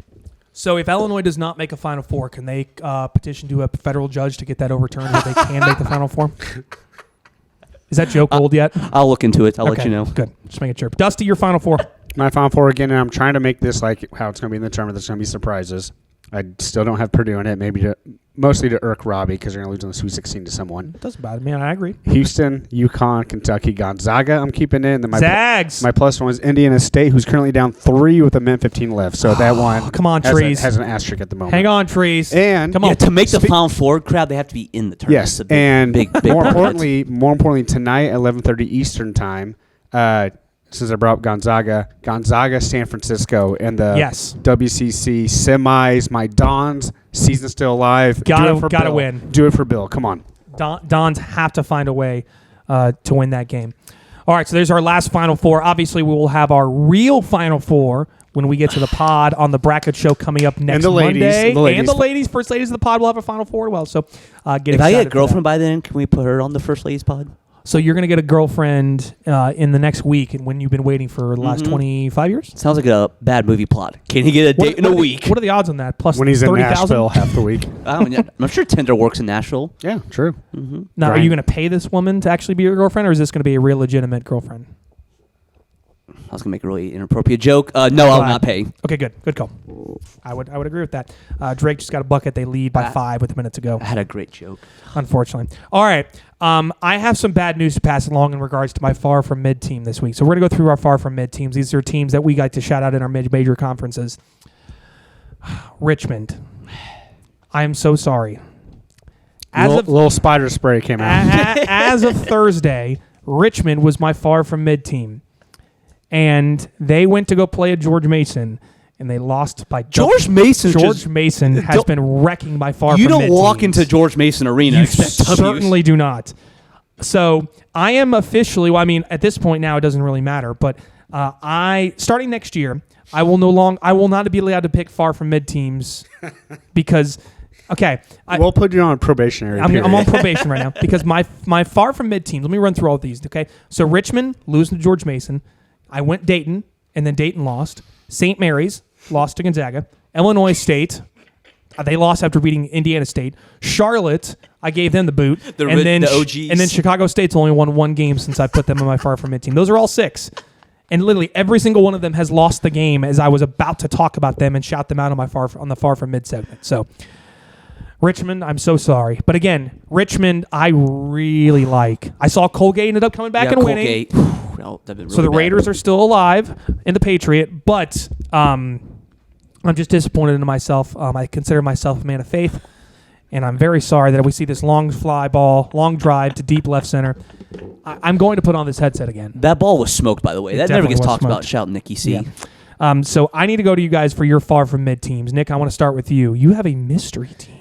Robby, the category's called far from mid, right? Correct. You can be far from mid in 2 different ways. You can be really good, or you can be really bad. You can't pick the Pacers. They don't count. Oh, my God. That's a conversation for another podcast. My far is funny you mention Indianapolis because that's where I'm going. Ooh. The IPY Jaguars. Oh, wow. Because they are far from mid for many other reasons. Me and Crab always talk about this. I do not understand how this program... The fact that IUPUI is even being mentioned on this is incredible. Because they're mentioned, it's a cry for help. Because I don't get. We always talk about this in 4 other states. It's just basketball, right? We breed basketball players here. Indianapolis has loads of talent, and yet, seriously, low key. If you go look at it, I mean, California, Texas, Florida, obviously, because they're bigger states. Indiana usually is 4th or 5th for like NBA players. You can find talent everywhere. There was a really funny meme I saw where it's an IU fan talking to Jesus. A picture of it saying, "Stop giving me your toughest battles." And Jesus says, "There's literally 50,000 people in the state of Indiana who can shoot above 40% from 3. Why are you so bad?" They literally could just go to different counties and just pick 2 Literally, people. just go find anyone over in Bar Reeve or whatever. There's plenty of good shooters over there. So yeah, I just want to emphasize how bad this program's been. They've not had a winning season since 2011. That is, we're going 13 years there. And in the past 5 seasons, listen to this record. They are 29-114 in the past 5 years. I'll read that again. 29-114. That is abysmal. They are 15-76 in the conference in that time. Purdue has more wins than IUPUI this year than they have in the last 5 years. Think about that. Oh, my God. I don't understand how it can be this bad. Again, I know it's not a big school. The facilities aren't great. Well, it should not be this bad. Their women's team was really good 2 years ago when Austin Parkinson was the head coach there. They were the 12th seed in the tournament. Like they were, and they almost their entire team was Indiana players. So yeah, it can be done. IPY, figure it out. That's all I ask. You are far from mid. That's for darn sure. So looks like Nick chose the assignment and gave his own direction for that. It's far from mid. No, okay. All right, Dusty. I hate this podcast. Go home. Mine's quick and simple. Can't pick IPY. I'm not diving into, obviously, the conference standings because they're all set and some tournaments are over and some are about to. Stetson's up 3 with a minute left in Austin P. The Brown Bears. I've been talking about them for 5 weeks. They have, I think, a 12-17 record overall. Yes, they are. They're below 500. They made the Ivy League Final Four. They play in Philadelphia this Friday, 11 a.m. Eastern time. Those nerds will be up early, probably going to bed early. 11 a.m. tip. Brown, baby. Yeah, Brown. Let's go, 11 a.m. What can Brown do for you? I love the Ivy tournament. Speaking of kind of throwing that point I wanted to make earlier, dead serious for someone who is a night owl. I found out yesterday in the Kentucky Tennessee game that the time was changing or spring forward, right? Mm-hmm. Yeah, spring forward. Can you imagine, like, UNC Asheville getting smashed today? How many of those players actually knew that they were, like, losing an hour of sleep before they had a noon tip-off for a championship game? Point. Like, are coaches on that? And I'm even trying to be funny. I'm being dead serious. Like, I would hope so. Yeah, but... I'd hope it'd be mentioned. I mean, the freaking 49ers didn't know the overtime rules in the Super Bowl this year. So funny. The 49ers, like, but how much can that change the complexion of prepping for a game if your players... Anyone on the team doesn't know or forgets that... Yeah. Oh, we're technically playing at 11 or not noon. I just thought that was interesting fact to think of. That's a good point. I would think they're going to bed early regardless, so hopefully it wouldn't matter too much. But no, that is a fair point. Like, if that's not communicated But I mean, properly, going to bed, I mean, usually you have, they're knocking on your hotel at 10 o'clock saying, hey, you better be in bed. But what if you're a player that has a routine and you're watching a show from 11:30, 12:30 every night, and then you go to bed, and these are 19, 20-year-olds. They forget. You know what this really is, Crab? It's just your disdain for daylight savings. You're trying to blame daylight savings for this UNC is my disdain Asheville. for being late to So get you to the dislike Benjamin Franklin? Yeah, He's a founding father. not a president. more like of a this. John No, Hancock not- guy. What? You don't like John Hancock? No, I was just like the disdain for Ben Franklin is just unacceptable. Yeah, in this Benny pod. Franklin. I won't stand for it. What do you think of that 76ers logo of him when he's like dribbling the basketball? It's so funny. I love it. It's the best. It's great. All right, let's switch gears to our stat of the week. I've got two. I could have had so many more. We've rattled off a bunch of them. Here's my first. UNC Asheville's Drew Pember. He's the first player since 96-97 to record a 30-point triple-double in a conference tournament game. He had 30 points, 13 rebounds, 10 assists in their Big South win over Gardner-Webb, which I know Dusty can appreciate that with getting a win Easier over said than Gardner-Webb. But here's my favorite stat of the Takes week. the house. My favorite stat of the week is in regards to Illinois basketball. Brad Underwood has coached at Illinois for 7 seasons. He is 133-86 in his 7 seasons. 133-87. Excuse me. I forgot to mention that he lost to Purdue. He is 76-57 in Big Ten play. Just to compare, Chris Holtman, basically the same numbers. 137-85, 67-64 in Big Ten play. So basically, Brad Underwood and Chris Holtman are basically similar coaches. Coleman Hawkins is the first Brad Underwood recruited high school recruit to complete his 4-year eligibility at Illinois. All the rest of his players either transferred or went pro or came in via transfer. As a Kentucky fan, that disgusts me. That is fascinating, though. Right, because he has assembled a roster of mercenaries. I think basically it says 2 things. One about Brown, and 1, 2, just what college basketball is now. That's kind of what it is now, yeah. How much just movement there is. But as someone who just extremely disliked the vitriol of the Illinois crowd last Tuesday at Purdue, I thought I would throw Illinois just under the bus completely and just be like, sucks to suck. Since I have in my Final Four every week, we need to think of like a little side bet for us about the Illini. We do. We'll think have to talk about that off the pod. Turkey and a Stats of the week from you guys? I have one. It's actually kind of a trivia time. So this is in honor of Missouri going 0-18 in the SEC. Oh. 2 coaches have gone winless in a conference tournament or not conference play, and also gone to the Final Four in their career. Oh wow! Patino has to be one. Not Patino. By the way, these are 2 notable. Like these are 2 names you've definitely heard of. These are not like Joe Williams from South Carolina State. Dean Smith? Not Dean Smith. One still coaches, one doesn't. Not Mike Krzyzewski. Okay. Quiet. Oh man, that's a good Maybe question. Calipari early on. Each give you one more guess. I'm trying to think of like some older Is coaches. this a great question though? I'm gonna go off the board. Tony Bennett. I guessed Tony Bennett when I first. It's not Tony Bennett. Okay, all right. I thought maybe him at Washington State would have Yeah. Bill Okay. Self. incorrect. The 2 answers are Steve Fisher from San Diego State. Oh Gosh, I literally saw his face when I was thinking about that. Wow, okay. Because he's done like everything. Yeah, So- he's coached. Well, wait, Larry Brown? No, Larry Brown's not. You said he's still coaching. The other guy. Calvin Sampson. Kelvin Sampson went winless? Yeah, I can't. I guess it's like Montana Tech is what this one was. He went like winless in the conference. No one year. kidding. So yeah, the 2 coaches ever who have gone winless in conference play and also gone to the Final Four. he did go winless in a season at Montana Tech. So shout out if you're a Missouri fan out there panicking. Hey, There's always next year. There's always next year. They were really close to beating a lot of teams. And I know they're 0-18. Remember, he took them to the tournament last year. Kobe Brown has missed a whole year. Who's Right. like one of the best players. And they have a good recruiting class coming in. Yeah. It's just a year from hell if I was a I Missouri agree. fan. All right, Dusty, your stat of the week. So again, I'm trying to do more of a historical facts because Robby's so good at getting the weekly facts. Wait, this is gonna be like a World War II fact you're about to give us. We're getting close to that. We're getting close to the Civil War. So Kansas is going to be the 6th seed in the Big 12 tournament. Which, speaking of, So Drake- Drake Looks like is Drake's about to be finish off Indiana State. Yeah. Drake 6th was too seed, stiff for them. which I saw was the first thing they didn't get the top 4 seed under the Bill Self tenure. Okay. Mm-hmm. So I was doing research on how good Bill Self has been at Kansas, and obviously he's been remarkable. Do you guys know the only Kansas coach who never had a winning record? Oh my God. I'll go Larry Brown. I'll go. Who invented the sport? Naismith. It is James. Oh, James Naismith, the really? inventor of basketball, is the only Kansas coach not to have a winning record for his That's career. incredible. That's a great. That's a great stat. I think you said, Man. Dusty, can you imagine like James Naismith watching Wembayama play basketball these days? He'd be like, what is He'd be so confused. He'd be confused why the ball's going through the net, too. That's a great stat. Shout out James Naismith. Overrated. James Naismith, incredible. Our Lord. So the time has run out in St. Louis. The Drake Bulldogs are in the NCAA tournament, and the Indiana State Sycamores will have to sweat it out come Selection Sunday. Not the result we wanted, but congrats to Drake. Congrats to Drake. Great story. Drake is a scary team to watch. And it's been a good program now. It was they've been bad good for a while. long time, but the past 5 or so years, they've really gotten together. So I still think Indiana State deserves to get in. I really hope they get in. Arch Madness was great. I mean, the Sycamores are reacting to this as if they could be done.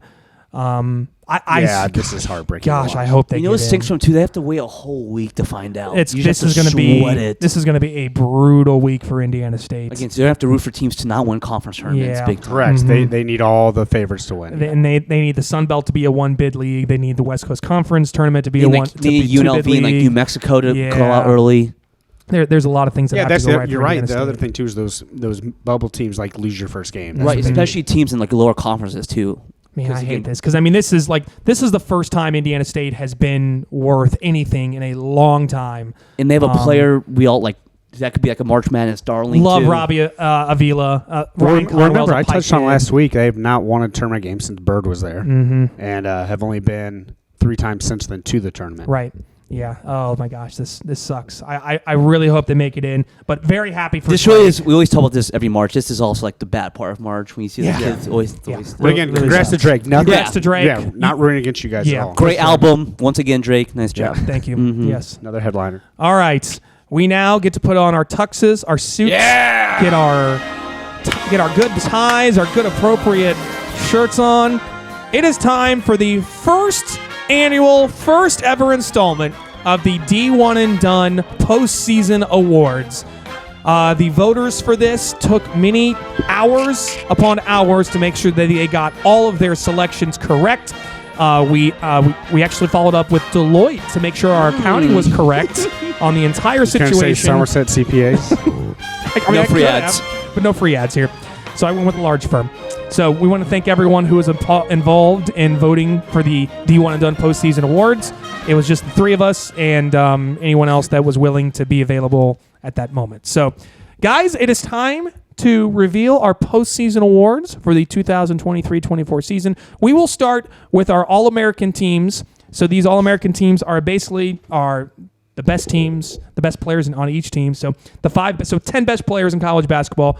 Let's start with our first team All-American, all D1 and Done pod team. Would you like me to start? I think you should start. I should start? Okay. So Come on, Kimmel. the first 2 are easy. By the way, we did not plan this the same day as the Oscars, so shout to us. I know. We Work really it out. handled this well. Zach Edey and Dalton Connector are the 2 easiest ones, I think. And then my third is Tyler Kolek. I think he deserves to be on there. He's one of the best guards in the country. Probably going to win the Cousy Award.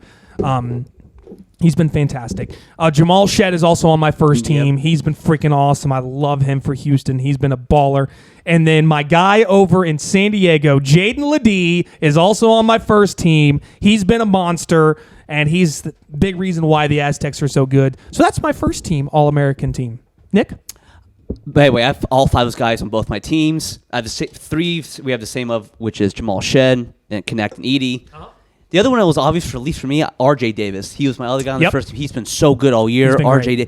I struggled with the 5th spots where I really went back and forth on. I don't like doing this at all, but I just like the stats. He's been that good. Hunter Dickinson's my other guy. First team All-American. He's 18 and 10 a game. He's had to be Kansas' best player all year. Yeah. I say it with no happiness. I was not going to put Filipowski on this, so Hunter Dickinson's my other first team All-American. All right, Dusty, your first team All-American, all D1 and Done pod team. I have Edey, Connect, R.J. Davis, your boy Jaden Ledee, and Jamal Shed. Wow, look at that. So we had 3 guys, consensus. 3 similar ones, consensus All-American. So yeah, Consensus around the country. Consensus around the country. Austin P, here's a 3 to tie. And oh my almost gosh, made it. So Stetson has punched their ticket to the big Congrats dance. to the Hatters. Congrats to the Hatters. By the way, they showed earlier, like, Austin Peay's foul trouble. The two guys who were in foul trouble, their last names were Black and White, which is just so funny. So in Indiana connection there, Jalen Blackman had 44 for Stetson in this win. So shout-outs to Jalen Blackman. He is not on my All-American team. No, he is not. So Stetson, they have stormed the court.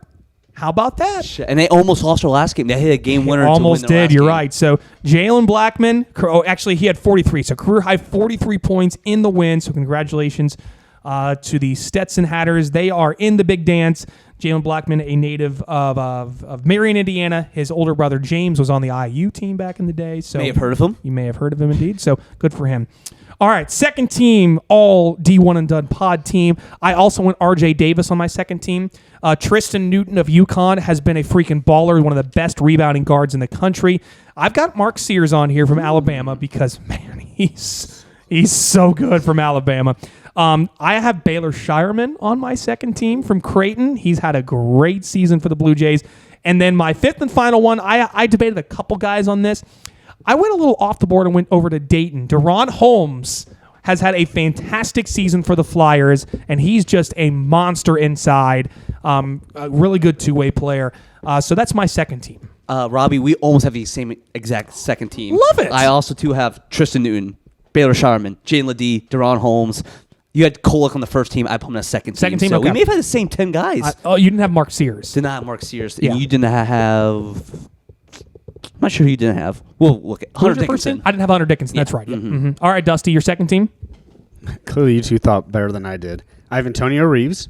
I think he is so underrated. He's averaging 20 a game. He's some of the shots that he hits too. And I mean, he's he is just a pro. and he's a steady hand on the team. I did not want to put him, but I did because I simply wanted to say one thing. I do have Filipowski. He is having a good year, so #flip. I don't have a boo button, but here, I'll just play that. I have Tristan Newton as well. I have Dickinson, who I debated put on the first team because his stats are He would have been on my ridiculous. third team, but yes. And then I put, maybe it's more of the story, and now Indiana State, the whole story's falling apart. I did have Robby Avila. Oh, no. I think Rob. it's justified, though. It is. He's had a great season. Yeah, I mean, his story is remarkable, and I mean, It's an awesome it's not story. like he's just a big guy who. It's funny that he's big. I mean, he actually balls Dusty, out. he's just tall. I do want to shout out Dane's Deron Holmes real quick. According to Kim Palm's Player of the Year ratings, going to last week, he was second Second and most valuable player in the and not country. Dalton Connect. So shout Yeah. Deron Holmes. Deron Holmes has been great. I do want to mention, I do have an all-court storm player team, and I want to shout out Old Flip, Caitlin Clark, and anyone from Purdue that got court storm this year. Congratulations. You've made the first ever all-court storm team. What an honor. Real quick, because I know we're The one guy from Detroit. And the one guy from Detroit. Yeah, and the He's one on guy the from team. Detroit we still have not hunted down. Can we talk two again? Did you guys see Filipowski's move last night? Oh, my gosh. So I should mention. The most Duke thing ever. Yeah. So They are so bad. So He's so hateable. modern medicine helped Kyle Filipowski be able to play college basketball again, but somehow modern medicine has turned Kyle Filipowski into Grayson Allen amazing. because he managed to trip a North Carolina player last night, and he said, "Oh, I didn't mean to do it." You know exactly what I'll take you're his trying word to for do. it. I'll take his word for it. Yeah, he's a reliable guy. So, but I mean, this is giving us everything what we want. We want a Duke player that we can all hate. So thank you to Well, Flip. it should be noted, Coach K was there. He must have just unlocked his witchcraft on him to make him Maybe. triple. Yeah. Maybe. So shout out to Flip. You're doing great things. Shout out Flip. All right. Does anyone else have Zach Edey on your Player of the Year list? Edey, we can move on. Edey. Okay. Well, I was just going to say too, real quick, just shout at him. The fact that he came back and he is better this year than last year. Like, he has to be consensus. If anyone votes against him, you're trying to, be the. You're trying to fall into the narrative of it has to be a new story and a different player. And Dalton Connect should be considered. I'm not discounting that, but still, Zach Edey is 5th in the country in offensive rating, 60th in defensive rating. He's 71% at the line, 62% from the field. He's shooting 50% from three. That's almost better than everyone in college basketball. That was a joke, by the way. And he won at Rutgers. He did win at Rutgers. He was the Ken Pom MVP of 22 of the 30 games that he played in, which is very impressive if you keep track of KP MVPs. That's not easy to do. All right, moving on to Coach of the Year. Nick, I'm going to start with you on Coach of the Year. By the way, I think this is the best list of people. You could pick 5 different guys. There's here, a lot of guys and you I would could be go like, with here. yep, that makes sense. I went back and forth on this. I think it's Kelvin Sampson. Yeah? That's who I would vote Coach of the Year. The jump they've made from the Big 12 to the Big 12. They've lost 3 of the best players. they've had off the court tragedy this year. Reggie Chaney passed away. He was on Right. the team last year. So they dealt a lot, and they're this good. A lot of people have Big 12 as the best conference in basketball, and they won it outright. Houston, Calvin Sampson, Coach of the Year for me. So Dan Hurley would have been my second. He was right there. The fact that Dan Hurley lost all those players he had from last year's team and they're just as good this year, if not better, is incredible. But I've got to get it to a guy who started from literally nothing out in Logan, Utah, and that is Danny Sprinkle of Utah State. This is his first year coaching at Utah State. He's 25-5 overall. Now, he came in from Montana State. That's where he came in from. He had 13 players leave Utah State last year. He basically started with a brand new team. Not a single point Not came a back. single player came back. So 9 transfers, 4 graduates. He brought over, by the way, one of those players that left was Stephen Ashworth, who's now at Creighton. So he brought over probably one of the best players that you don't know about. That's great. Osobor, who's one of their best players on that Utah State team. He's a dude inside. And 8 more players. So Danny Sprinkle, he's my coach of the year from basically starting with nothing and turning into a crazy good team. It's not like he's doing this in the Mountain West, too. In the Mountain They West. won the Mountain West Conference. In the Mountain West. Yeah, he would have been third for me. I've had Hurley as well. Second. Dusty, you were pointing at me. Do you also have Danny Sprinkle? Who's your coach of the year? I wrote him down. Okay. He's not my coach of the year, but you were probably right. I had Kelvin written down as well. I'm going to Rick Barnes. I know they lost Ooh, yesterday. okay. If those didn't know, Tennessee lost to Kentucky yesterday. They lost, Robbie. I don't know if you saw that. First, I did not. Wow. First, Wasn't aware. to get Connect to come there, who his story's amazing. Spent 2 years in JUCO, went to Northern Colorado. Did you know he led them in scoring last year, but was second team All Big East? Or Big Sky, sorry. Big Sky Conference. And they even say on the coverage yesterday, they're like, I want to know who was first team Big Sky. Yeah, please last tell me year. who was Like, on the first where team are that they beat at? out Dalton Connect. Wow. But just first regular season SEC title since 07-08, and what's probably the best SEC since the mid-90s. Yeah. And, I mean, this is a guy who you root for him, honestly. There's plenty of these coaches that we want to crap on. As a Kentucky fan, I know a lot of people don't like Calipari or whatever, but there's plenty of those old-time coaches we all want to root against. I feel like it's just so likable. Everyone likes Rick Barnes. So Rick Barnes gets my coach of the year. I do want to mention Good pick. other guys I had was South Florida's coach. I'm spacing on his name. Should be mentioned. It's a hyphenated last name, so he should be considered. Shows you how well I know. And Lamont Paris, the other guy I considered too. Paris, no one has Yeah. thoughts. Amir Abdur-Rahim. Yeah, what he's doing at South Florida, he should be. And considered as notable well. mention Mike Davis. And Mike Davis. Mention Mike Davis. Freshman of the year. I think you guys are both going to go to somewhere from Kentucky. Reed Shepherd. Same. I mean, Rob Dillingham's the best player on the team. Reed Shepherd. Ooh, we say Rob's the best player on the team. Yeah, I Okay. think he's the best. Okay, he's the best pro talent. How's that? fair. Reed. Yeah, I wasn't saying you're wrong. I was just What Reed Shepherd's done with the story of his dad and his mom being studs at Kentucky. Actually, CBS Sports did a story on them last week and interviewed the whole family and Calipari. It is fascinating to have that legacy. And he came in as it was one of those things where it's like, the local kid. Shepherd's kid. Shepherd's kid's coming. That's really cool. Maybe he'll be a good role player. He is I said it earlier, he's a stone cold Ice killer. cold killer, yep. Yes. Yeah. He's Go been ahead, great. Robbie. So I figured you guys were both going to go Reed Shepherd. So that's why I stayed in the same conference, but I got to give it up to my boy Josh Hubbard at Mississippi State. He's my freshman of the year. He's basically Lamar Peters without all the turnovers. His last 4 games, he scored 24, 23, 34, and 32 points. Those are in Tier A opponent games, which are like top 50 teams. He was just a 3-star player out of Madison Ridgeland Academy. That's in Madison, Mississippi. He averages 27, 5, and 5 as a senior in high school. And I don't know if you knew this, he's now the all-time leading scorer in Mississippi high school basketball history. He passed Robert Woodard this past last year. So I got to give it to Josh Hubbard. He is so freaking fun to watch. And to as much as Reed and Rob, they're great for Kentucky. How much Hubbard has to do for Mississippi State? Oh my gosh, cannot yeah. be understated. He has to do everything for them. So shout out to Josh Hubbard. You're my freshman of the year from Mississippi State. To our 6th man of the year. Now, I came back to your guys' team for this, but I'm curious where you guys went for your 6th man I of the year. tried not doing Kentucky. Same. You can't. But it's Rob Dillingham. You can't pick anyone else but Rob Dillingham. I mean, maybe someone does say Shepherd. Rob Dillingham, it's just he is an NBA talent. He's not just NBA talent. He's going to be a thing I think I've said before. When I watch college players as a big Houston Rockets fan, I try to think what I want that person playing on the Rockets like just talent-wise because I do watch a ton of NBA. He reminds me of Jalen Green for the Rockets, honestly. He's a little shorter than Jalen, but he's just so talented. He's so talented. And he comes off He's the so bench good. and he changes the game immediately. Like Reed Shepherd plays very patient.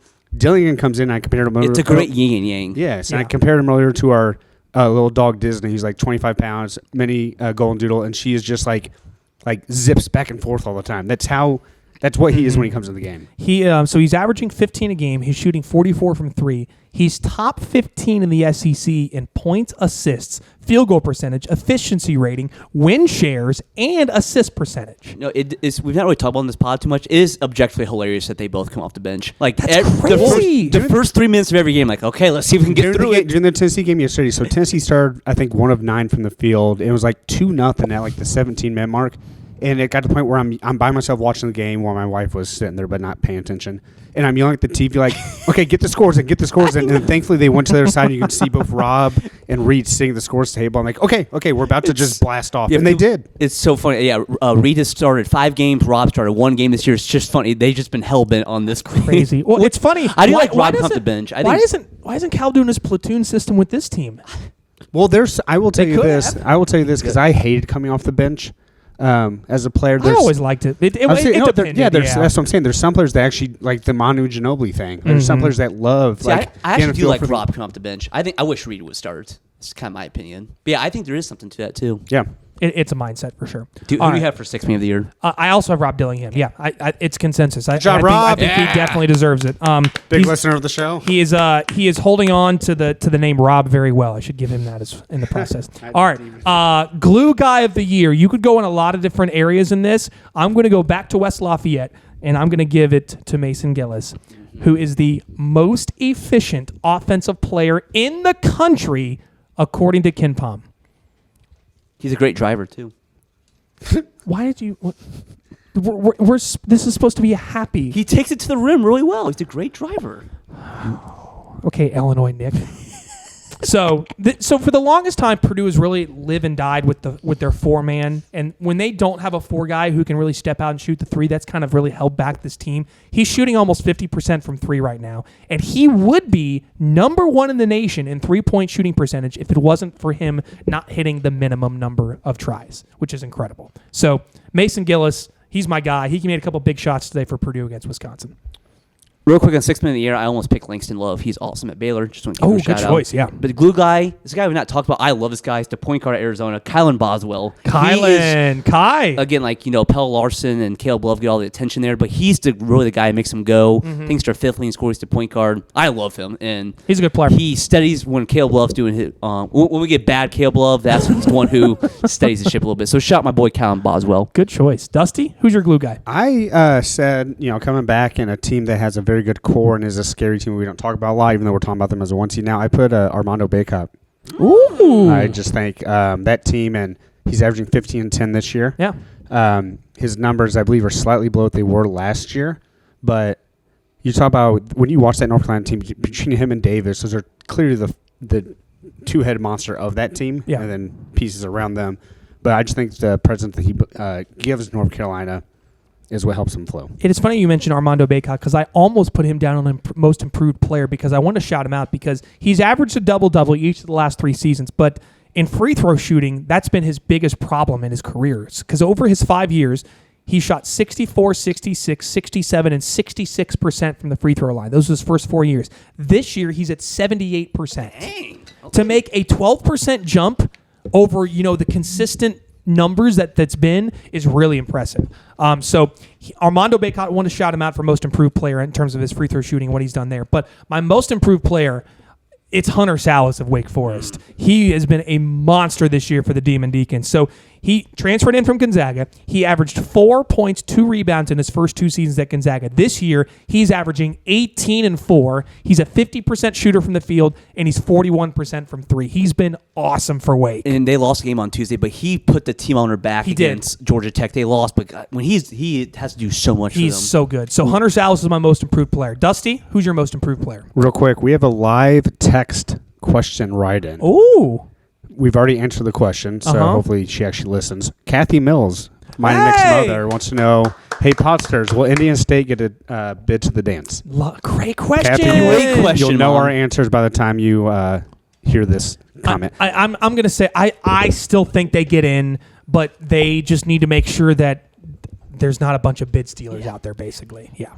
So great question. I love that. My most improved player is KJ Simpson of Colorado, who we've been talking about. Yeah. So the two stats I found on him is his offensive efficiency numbers. Last year was 101.1. This year's 125.6. Okay, crap. And 3-point percentage. Last year's 28%. This year, 46%. Damn. So if Colorado gets in the tournament, I could see them as being a scary play-in team. And if you're a 4 or 5 seed, probably don't want to play them. Because they also have a potential lottery pick on the team with them as well. Yeah, Colorado, so they could be a... Love that. All right. And then, Nick, your most improved player? To keep the theme of the podcast, we go back to Houston. For me, it's Jamal Shed. He's been great. He's probably my favorite player that does not play for Kentucky. He is so good. Shout out Jamal. The fact he's a first-team they had a first-team All-American last year, Marcus Sasser. And he's just taken over and filled the role. So shout my boy, Jamal Shed. And there are our first ever postseason awards on the D1 and Done pod. Congratulations to all of those who have won awards. You will all be receiving $5,000 in the mail, courtesy of... Then request Jake Mills. He will send to you pronto. No, you will be receiving a gift basket from our dog Rizzo. It will include dog toys, treats, and maybe a special something on top of that. I don't know. We'll see. So there are our postseason awards. Appreciate you guys all getting in on that. That was fun. We're definitely going to make that a thing. I love the music, Robby. Don't you love it? It's great. So I do want to shout out our most achieving teams and most underachieving teams. So we talked about our player awards, but here's our team awards real quick. So my most achieving team, I could have gone a lot of different ways here. I think it's South Carolina. I have the same answer. You have South Carolina? South Carolina, I think they've had 25 or more win seasons in history. They only have one 25 or more win seasons. This year they've won 26 games.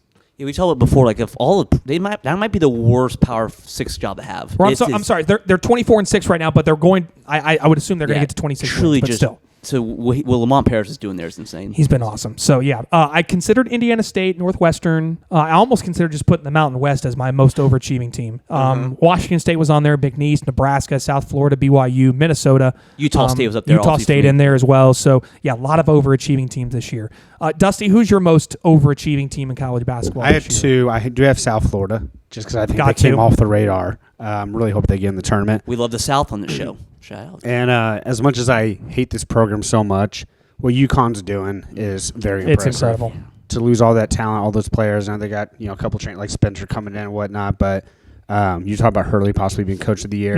It's very impressive what they're doing. So hope they lose this week. I hope they lose in their first game in the tournament, but congrats. Well, it's either they lose the first game or they win it all. Game, respect, game. Yep, absolutely. You could have gone a lot of different ways with most underachieving team. This was the hardest question. This was tough. Agreed. This was really tough. I wanted to just give it to Virginia just because their offense is so abysmal. But I'm going Michigan. I think Michigan's been the most underachieving team. Were they supposed to be this bad? Not this just bad. Just you're a Big Ten guy, so not this bad. I think they should have been at least above 500. But the fact that they had 5 grad transfers on this team this year. They also did not admit Caleb Love because apparently his grades weren't good enough. Terrence Shannon, they couldn't get Terrence Shannon in either. They've had injuries. That's been a problem. But the fact that they are 8-23 this year, 8-23 is insane. Have we discussed this? Is Howard back? Yeah. Yeah, he's coming back. Okay. It's not confirmed at all, but it is. It's kind of it's a little like the Mike Woodson situation. That's kind of what I was eyeing. But the fact that, John Beilein had this program as one of the most consistent winners in college basketball. They were going to Elite 8, Sweet 16s, even a Final Four, and now they barely made the NIT last year. I mean, it started off good for Howard. I mean, they were the 1 seed. They were doing great. And that, I think it was the tournament in Indy. They went to Elite 8 as a 1 seed. It's just fallen off a cliff quickly. Crazy how far it's fallen so fast. So who are you guys' underachieving teams? Like Dusty said, this was the hardest one for me. The 2 teams came to mind. Runner-up, if you will, is Michigan's in-state rival, Michigan State. Remember, they were preseason top 5, and here they are now. Joe Steele, I use up 12-3 on Michigan State right now. Hey-o. But to me, this team is so freaking talented. It's the Arkansas Razorbacks. Arkansas was on my list. I cannot believe they are 15-16. I called it coaching malpractice last week. I stick to it. They are 6-12 in the SEC, and they are loaded with talent. It makes no sense to me. Well, when they won they basically were that exhibition game for Purdue. They got up for that game as if it was a Super Bowl. And when they won that game, I thought they were going to storm the court for an exhibition game, which would have been great. Good thing But Filipowski wasn't there. Thank goodness for that. Thank the Lord. But yeah, that Arkansas team way too talented to be this poor this year. But they're playing well over the last week or two. Like, look at South Carolina's rosters to Arkansas's, and it's not even close. Yeah. It's crazy. All right, Dusty, most underachieving team. I had 3, and I'll be quick on them. It's team, right? Yeah. Okay. Thank you. Third was IU. Second, ironically, because I didn't even realize they were playing today until I got here, is Michigan State as well. Funny. Disappointment Bowl. Disappointment Bowl. And one, kind of the same mindset as Nick with this loaded SEC, I had Texas A&M. Oh, good. I mean, a lot of people had them to win the conference. And Yeah. can we talk about Wade Taylor? I mean, they could still make the tournament, as we discussed. But I thought they were going to be the Tennessee of the conference this year. No, that's a I good agree. call. I forget. Yeah, they should definitely be on. Other teams that I considered, Miami was on my list. So was Texas, and so was Villanova. I also Texas fell apart. Maryland. This is a loaded conversation. Maryland's been awful, and then I also UCLA. Yes. Holy Lord, they've been terrible. And We were just naming teams. Well, left you and could right. USC too. I was USC's been just bad. going to say USC. USC has a ton of talent, and yes, they beat Arizona last night, but still, like USC, come on. I think I've mentioned before. Like, if we did like a preseason show, I would pick Maryland to win the Big Ten. I cannot believe they're this bad. And Jameer Young's averaging 20 a game for them, and they still are struggling. So it's pretty incredible how poor they've been. All right, so there's all of our awards for the year. Again, we appreciate all the time that we're put into that, and again, all of our voters who contributed to that process. None of which are at this table, so that's what you expect. All right, what to watch for coming up this week. Coming up, I'm basically just going to run through the tickets being punched coming up. So Monday, the Sun Belt and SoCon tickets will get punched. On Tuesday, we have the Coastal Athletic Association, the Horizon, Northeast, West Coast Conference, and Summit. Wednesday is the Southland and Patriot and Big Sky. Thursday and Friday, we don't have any tickets being punched for the tournament, but a lot of great opening second round games that you can look forward to. Saturday is the big one. Saturday, you've got the America East, MEAC, Ivy Semis, Mountain West, Big 12, Big East, MAC, CUSA, ACC, Pac-12, SWAC, Big West, and WAC. All punching tickets next Saturday. And then next Sunday, we will have an Ivy League champion, Atlantic 10 champion, SEC champion, American Athletic Conference champion, and to finish it off, the Big Ten tournament champion. And then we will have a bracket. I just want to say, I know obviously it's not March Madness, but everyone, this week is awesome. It's always a great week. If you're not familiar with it, please tune in. It's a great week. For sure. All right. Let's be honest. It was a rough week for our locks. We all lost. We went 0-3. I lost my first game. Hate to see it. Darn you, Kenny Payne. I had so much hope, so much positivity going to that game, and it did not happen. So let's run through our locks real quick. Nick, we're going to start with you. Get us back on track here. I think, to me, the lock for me is Villanova's first game against DePaul. Villanova's playing for the tournament live. DePaul is horrific. I've seen Villanova's come out and beat the living heck out of them. Give me Nova. It'll be like 17 and a half, 16 and a half, It's going to maybe? be a big number. It'll be a big number. Give me every point you got. Love it. Dusty? I ain't scared. I wanted originally to go with the lock to win a conference tournament. That was where my heart was going. And then I said, screw it, I'll just be lazy. I'm taking Northern Colorado minus 2.5 tonight. I guess. That's tonight? Correct. So we have a lock of the week on a Sunday night. You have to tweet out now. Yeah, I know. You're going to make me do work after this. All right, Northern Colorado. All right, my lock of the week. Don't remember who they're playing. Out to the Big Sky. You know, Ben Howland used to coach at Northern Colorado? I did. Yeah. No, Northern Arizona. Or Northern Arizona, I'm sorry. Yes, I always yes, yes. confuse Go that. Lumberjacks. That's how it always Shout the happens. walk-up Gosh, Sky Dome. Darn it. Wait, hold on. What? It's called a walk up, like someone's last name. Oh, Sky I Dome. thought it was like literally like, hey, you walk up to this Sky Walk Dome. up Right, music. as soon as I said, I was like, oh, wait, yeah, I should clarify. Okay, you should clarify that. I All right. clarified. My my lock of the week, we're going to go out west. UNLV over San Diego State in the Mountain West. That's the opener? That is the opening. It's not the opener game, but that's those two teams' first game in the tournament. The Runnin' Rebels are 5-0 against the spread versus ranked teams this year. Run in. And the Aztecs, Run in. Aztecs have lost 2 in a row, so they might not be ranked, but I'm going to go assume that they may still stay in the top 25. But regardless, also, UNLV is playing at home in this tournament. So lock it in. Whatever it may be, UNLV, Lock it in. Also, IU just hit a 3. Congratulations, IU. Up 20-5. Man, IU money line's 15. looking good. Jeez. Wow. Okay. I have them in our conference picks. Not so bad after all. We'll wait and see. All right, let's move on to our viewer questions interaction. Once again, make sure you send your voice messages to us on SpeakPipe. That is SpeakPipe.com/D1 and Done Pod. But we've got 2 other questions we want to run through today. I want to start with my wonderful father, Rob, who gave us this great question. And it's a good question to talk about because Ohio State won at Rutgers today. Should Ohio State be considered for an at-large berth? With a win over Rutgers, they would get to 19 wins, which they got. How many games do they need to win in the Big Ten tournament to get into the Big Dance?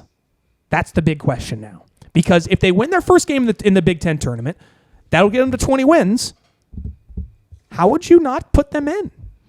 They do have a win over Alabama in the non-conference. They which sure we do. noticed. But I'll say I check this bubble almost every day. There's a lot of teams that I think have pretty good resumes. So I think Ohio State would probably still need, I don't know, get to maybe the final of the Big Ten. I was going to say finals. Yeah. So Ohio State, because they put themselves in such a hole with all the losses they took. Now, there's some, we were talking about earlier, playing good at the right time.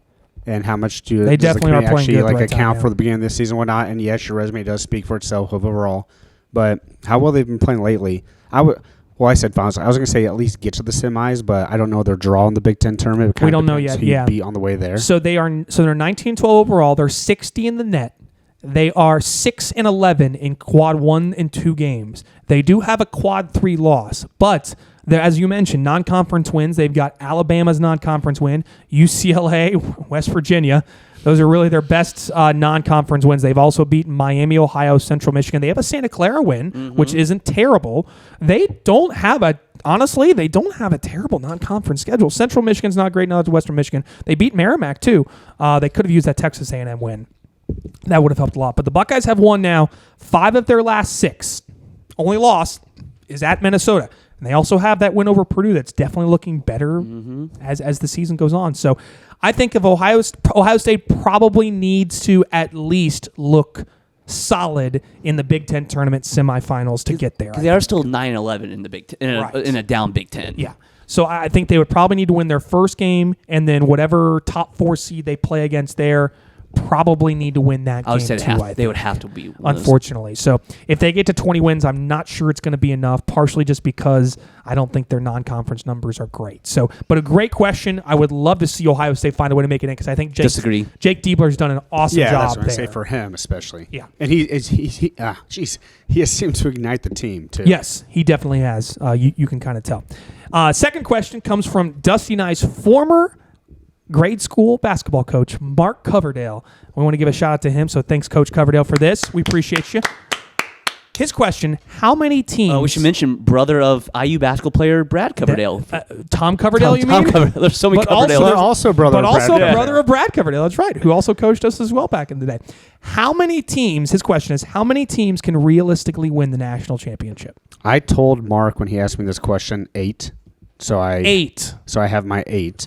And again, I always hate this question too. Like when people are like, they're a second weekend team. Anyone can win the freaking tournament. Let's just be real. Someone can get hot, get on a run. Yep. But for the sake of what we all do for hot takes, here's the 8 that I have. Yep. Houston, UConn, Kentucky, Tennessee, North Carolina, Baylor, Iowa State. Whoa, wait. Iowa State? No. We've yet to hear a team. And Purdue. Oh, you coward. I mean...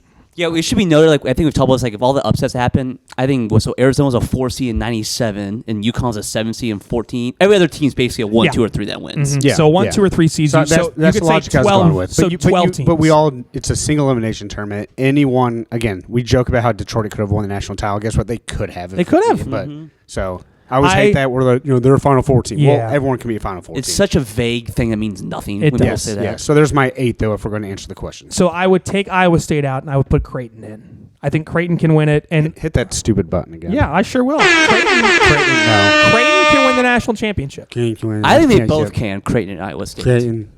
I like you, Middle America. Aaron Judge. Shout out Middle America, Iowa State and Creighton. I think I'll go 11 teams can win it. 11 teams. Very specific. I would say 11. 68 once we get there. That's a fair point. That's a fair point. We didn't mention, by the way, Florida losing to Vandy. Oh my gosh. Terrible. This doesn't really kill them, but it's more annoying than anything, Yeah, I feel like. it does. Yeah, It's a for very sure. Florida loss. So make sure you send your questions in. It's d1anddonepod@gmail.com or find us on Facebook, Twitter, Instagram. So again, wherever thank you you, may find us. Rob, Mark, and Kathy. Yes, and also thanks to Joe who sent in the viewer question. And too. Joe, number one fan. Had a lot of great questions, all GFOPs, so we thank you for that. Nick, it is your time to shine. It's time for Nick's Funnies of the Week. Let's do it, Nick. All right, funniest thing on the court this week was the Pacific Tigers. Is that what they're Oh called? my gosh, the Tigers. They got down, I believe, 26-2 in their basketball game. The Pepperdine. Oh, no. Worse have than all- that. I watched the entire game because I was in awe. Because Because I was trying to figure out, again, how a D1 team can be so bad. I was just watching them. I was like, I don't get this. And it's one of those things. it was 39-2. 13 By the way, 9-2. Guess what? And they're not the team accused of point shaving this week. That's No, they're not. That's true. That's a great point. And the score, I think, was like 112-40, and it, somehow the score was not. It was not that close. By the way, I bet the over on that. It did not hit. It did not. The under hit, and one team scored 112 points. Off the court, funny things. I don't know if it was funny, but this is just I love laughing at Duke. The Cameron Crazies are back to being annoying. They're chucking water bottles They were, at the I saw UNC. Duke is all the way back to being They Duke. are. Duke. Back. It's so great. Feels good. Dusty mentioned this earlier. LeBron was spitting game this week for people who did not see. He did not play Did you not see Friday this, night for the Robby? I Lakers. did not. What happened? So he's still in the court or courtside. Yeah, whatever courtside. it is. Courtside, yeah. He is just dappered up, looking great. Next to him was Jeannie Buss, and next to him was another attractive woman who cannot stop touching LeBron. Okay, LeBron Yeah, is it's like- spitting game. The girls are laughing, touching LeBron's him. married, though. And he Yes. says, And in one of the quotes, he says, first off, happy International Women's Month, ladies. Just no, day. A day. And again, happy International Women's Day to everyone. Like, that's Yes. not anything about No, that. we're It's not just- laughing at that. But We're not it's, laughing at that. also Women's History Month, I It should is. mention. It is. But it's just Yes. LeBron being LeBron. I cannot watch the video. It is hilarious. It looks like the cool like you should have like The a Letterman jock. jacket on. Yeah, Letterman like jacket. Talking to cheerleaders. Jeannie Buss put her head on his shoulder. So it's the opposite of the Purdue CEO of the Fortune 500 Yes. company, basically what you're telling me. By the way, do you guys know Jeannie Buss and Phil Jackson dated? Yeah. You guys know that? Yeah. That was Uh-huh. that's Yeah. insane that For a happened. while. Yeah. Yeah. So funny. They may have actually gotten married. No, I think they had a Engagement? No, what do you call it when you're dating for so long that you can file your taxes together? I should know this as an accountant. Hell. By the way, what you- people that's what you point call out like if the Bucks, let's say the Bucks, the owner married Giannis, like would they have to pay Giannis? Like could they just write off that money? Like if he Oh ju- my gosh. like This music Did in the you background. just, That's did an you just awesome come up question. with one of the... So someone on Reddit points out like, why has no owner tried this? Married one of his players, and then just you don't have to pay them. Gosh. But Dusty, the funniest thing this week was you and me. We had some. Well, I'm going to go a little. We're college basketball. We have a podcast. You and me had a funny. Is that week. what we're doing on this? A podcast? Kinda, right? Kinda? I think Okay. so. D1 and done. Let's start with you, Dusty. Friday night, you went roller skating. The videos were something else. That's all I got to say about that. Dusty's not a big wheel guy. I never roller skated in my life. I was miserable. It was also, we had to dress up in 90s mode. I was actually wearing a 1991 Indianapolis Final Four jacket during it. Great jacket. It's a great jacket. I could not stand up. I made my wife, unfortunately, fall when she's trying to hold me, and she bruised her tailbone. gosh. They ended up putting me on one of those like push roller things. The only other people on it were it just it little looked kids. like you had a walker when you were It out wa- there. thank you. Jimmy is a Yeah. walker. Yes. Yeah. But I did see one kid like crack his head. I mean, it was dangerous. Oh my gosh. Speaking of cracky things, I had the funniest moment of the week. Dusty watched it happen in real time. Oh yes. I backed into our wooden basketball goal at my parents' house. And Is that what's going... I was about to ask for about what happened to your car. That's what that is right there? They took this bumper Yeah. off. Wait, crap. Now I hope Mom doesn't listen to this. Oh, I have not told her yet. We may have to edit that out. No, I don't care. I ain't scared. But So, yes, I was literally, my parents and I are neighbors. I was walking over to check their mail, and Nick happened to be backing out of the driveway and just veers slightly. And so I don't know what happened. Oh, go ahead. he just kind of veers in a direction, and my parents have two basketball goals in their driveway. And all of a sudden, I yell, "Oh, F word," and he just nails it. The car stops. You can see the bumper immediately fall off. Nick gets out of the car and yells, "Mother!" Yeah, a lot of F words were thrown. But yeah, we did. And, Where's the bumper? They just took it off and they get just took it it off. tomorrow. But before they did, though, we did wrap it and University of Kentucky logo duct tape. It looked like it was very festive for March. Yeah. Can I just say, I don't know what happened. Did you take a picture of this? I don't know if we have one. I would have loved to see a picture of I don't have. I pulled in, right, and I went to go grab something. So you would think it would just go straight out, right? It did not go straight back, evidently. I didn't even think to check for a wooden goal because I didn't think it would go. I don't know. Not a good week. And that's Nick's funnies for the week. I hope Kathy's not listening. Oh, I hope she is. And I mean, LeBron. she asked a question, so you never know. And shout LeBron for spitting game. For sure. All right, let's get by the fire. Let's listen to a story from Dusty from his time playing college His story's basketball. actually about me backing out. Yeah, you broke it. So, again, I have more stories that when we have more time I want to dive deeper into. I actually just want to tell a story about, I think I've mentioned before, one of the things that happens when you play at that level is you do get very, very good because you play against that competition all the time. So I turn into, not going to lie, quite the baller. My sophomore year, I have a fun intramural story that I was going to tell. By the way, I'm going to put the campfire on. Sorry. Thank you. Welcome. Give me some s'mores over here. So my sophomore year, I decided to, I get asked to play in intramurals. We actually had to go through the Kentucky legislation, whatever you'd call it, compliance for the intramural board to make sure I was allowed to play since I was a Division I athlete the year before because certain people didn't think it was fair. So I'm playing with my roommate and my other people that lived in my dorm from freshman year, and none of them could barely dribble a basketball. It was pathetic. They were horrible. So like Stanley on The Office trying to dribble. Yeah, think about Kyle Campbell was on this team, if that says it. So there you go. And he started for us. It was just 7 of us, and, I mean, they all loved basketball. So the Kentucky rules at the time were literally 68 teams made the tournament.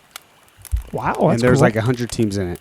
So we were 0-2 in pool play, but then won our third game, and actually Kyle Campbell hit our first win, hit a shot to get the 20-point rule with 5 minutes left. So it was a buzzer beater, essentially. So we did our own court storming. That's cool. So we're 1-2, and we got the 67th seed in the tournament. So you're playing the number 2 team? So they didn't coordinate the seeding right. We did play a 1 seed. Did they have like play-ins? We should have maybe? been. No, they put like a 4 and a 5 seed. I mean, I remember seeing the bracket. So we played a number 1 seed in the first round, and it was a dental grad students. And dental grad students can ball, huh? And I remember looking at their pool play, and they were housing people. They're the UConn of Kentucky. Yeah. So this is pathetically the best game of my life, highest scoring game of my life. I never really tracked my scoring numbers because I never scored a lot. So I dropped 38, and I was bawling on them, and they were yelling. They're pissed off. They're yelling at the ref saying this guy shouldn't be able to play Who's this game. 5'6" guy that keeps scoring on us? They knew who I was, and they were mad that I was playing. Really? Yeah. Somewhere right now in the dentist's office is these guys complain about this. This is guy I was playing against in college. And here's my favorite part about the game. I had a Reggie Miller moment. To end the first half, I drained a 3, and there's like 4 seconds left. They went to throw in the inbounds pass. I picked it off and hit another 3. And that's when the first guy turned to the ref and said, excuse my language, you can edit this out, it is shit this guy's allowed to play. So, with that said, we upset them. We got all the way to the Elite 8 as the 67 seed. And that team we were playing, and I didn't even throw in the reason that we were playing so well is after we were 0-2, I took them all to the outdoor courts and told them how to run a 1-3-1 zone. Because no one knew how to attack that. You're playing intramural basketball. Right. No, everyone's like, what the hell are they doing? So we were playing this like amazing 1-3-1 zone that no one knows how to attack. So we're just beating. You basically became Andy Kennedy. Andy Kennedy loves a 1-3-1 zone. So, and we were beating these teams. We get to the Elite 8, and the team that beat us, who also recognized me, they gave me the Steph Curry treatment. And they just had 2 guys on me the entire game. And Kyle Campbell's going to drop 40 for us? Like, I don't know. So we lost in Elite 8, got beat pretty bad. That would bring me up it's not a pickup game, but it's like intramural etiquette. You really are going to double a guy in an intramural game? Yeah. I mean, I understand it's Kentucky. Remember, I transferred from that school because I was hazed for a reason afterwards. So, I mean, I was not well liked. So, but that was having that game. That's the first time I've ever had that you've had it before of just being on fire. Oh, yeah. It is Wait, I don't get included in that? Nick hit a game-winning layup once against Carmel Middle School. I hate this podcast. But having that euphoria where, the second you just know it's going to end is amazing. So my euphoric moment was 8th grade. when I hit a corner 3 in the county tournament championship game, and they started chanting Robby, Robby, Robby. The next possession, I came down and airballed a 3. I felt so like I was like, oh, I'm making this. This is going in. And when it left my hand, I thought it looked good, and it just slowly veered right. I was top of the key. If you airball a shot from the top of the key, you know it's way off. So that's what happened. So I hit a game-winning 3 first-round conference play. So you have 2 game winners from the white right? line. You remember against Avon? Yeah, I do. What? Now. Yeah. Hit it from the white line to beat Avon. We were down 1-2. Do you have a video of this? It's on my Instagram. I think it's somewhere. Oh, that's awesome. Middle school Nick was good. Also, high school Nick. Also, was side note, our junior year of high school JV, we only lost 1 game, and in that game, Robby had a game-winning 3 at the buzzer and missed it. We were playing Stu freaking Douglas. Okay, what do you expect? For Coach Brian to let me guard him. Well, yeah, but also the fact that Carmel brought Stu Douglas down to beat us in a JV game. And Blank Weekle was hungover. Oh boy, he was our leading scorer for the Can't record. find it. Darn it. Could he get in trouble for that if we mentioned that? I don't know. I don't know. Probably not. It's been 15. It's statute of limitations. Statute of limitations, right? It's been 15 years. Yeah.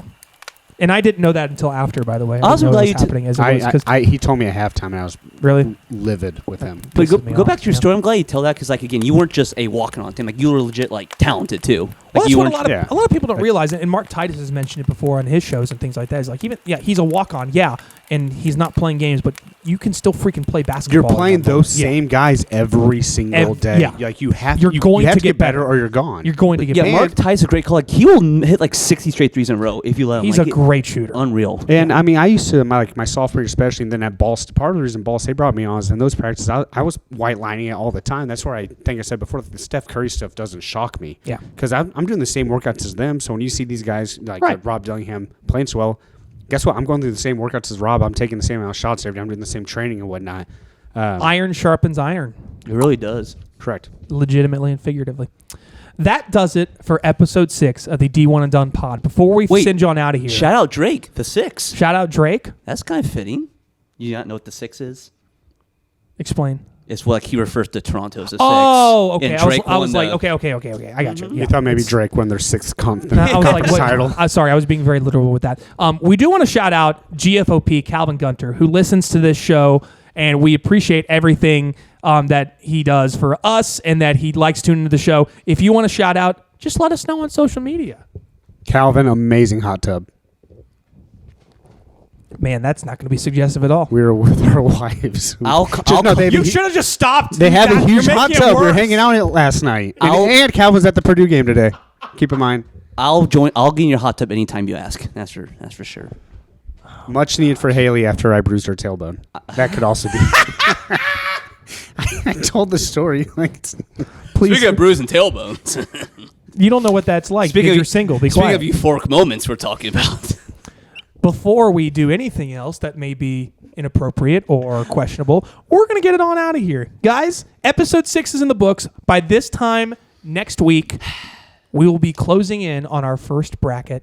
And I don't know if we Of the talk. year. And I don't know if we talked about this at the beginning. Again, we'll be traveling from Nashville. I know That's right. Dusty. So we'll have something out. We will. We'll have a first initial reactions. We won't do our big pod until Monday. Remember, Tuesday, first ladies of the pod as of right now, and then Wednesday will be all about Underdog. So we've got a lot of great content coming up, so we hope you are as excited as we are. And the last thing I'll add, the context of the show is obviously going to change in the next couple or few weeks. Won't be the same storylines and whatnot.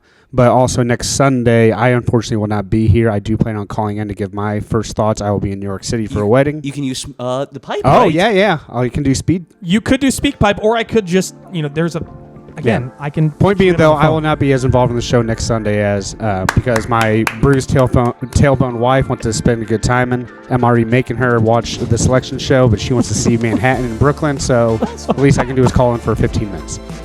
Appreciate that. All right, so Nick and I will hold it down, or maybe it just might be me. Maybe Nick will just be too busy celebrating. It will be depending on Kentucky. It really will be. So Very we'll much see. so. We'll be in communication. We will have an episode 7 for you. Just make sure you're aware of that. So that'll do it for episode 6. For Nick, for Dusty, I'm Robby. We'll see you next time. Guys, the badness is here. Run in. We're here, boys. See you next week.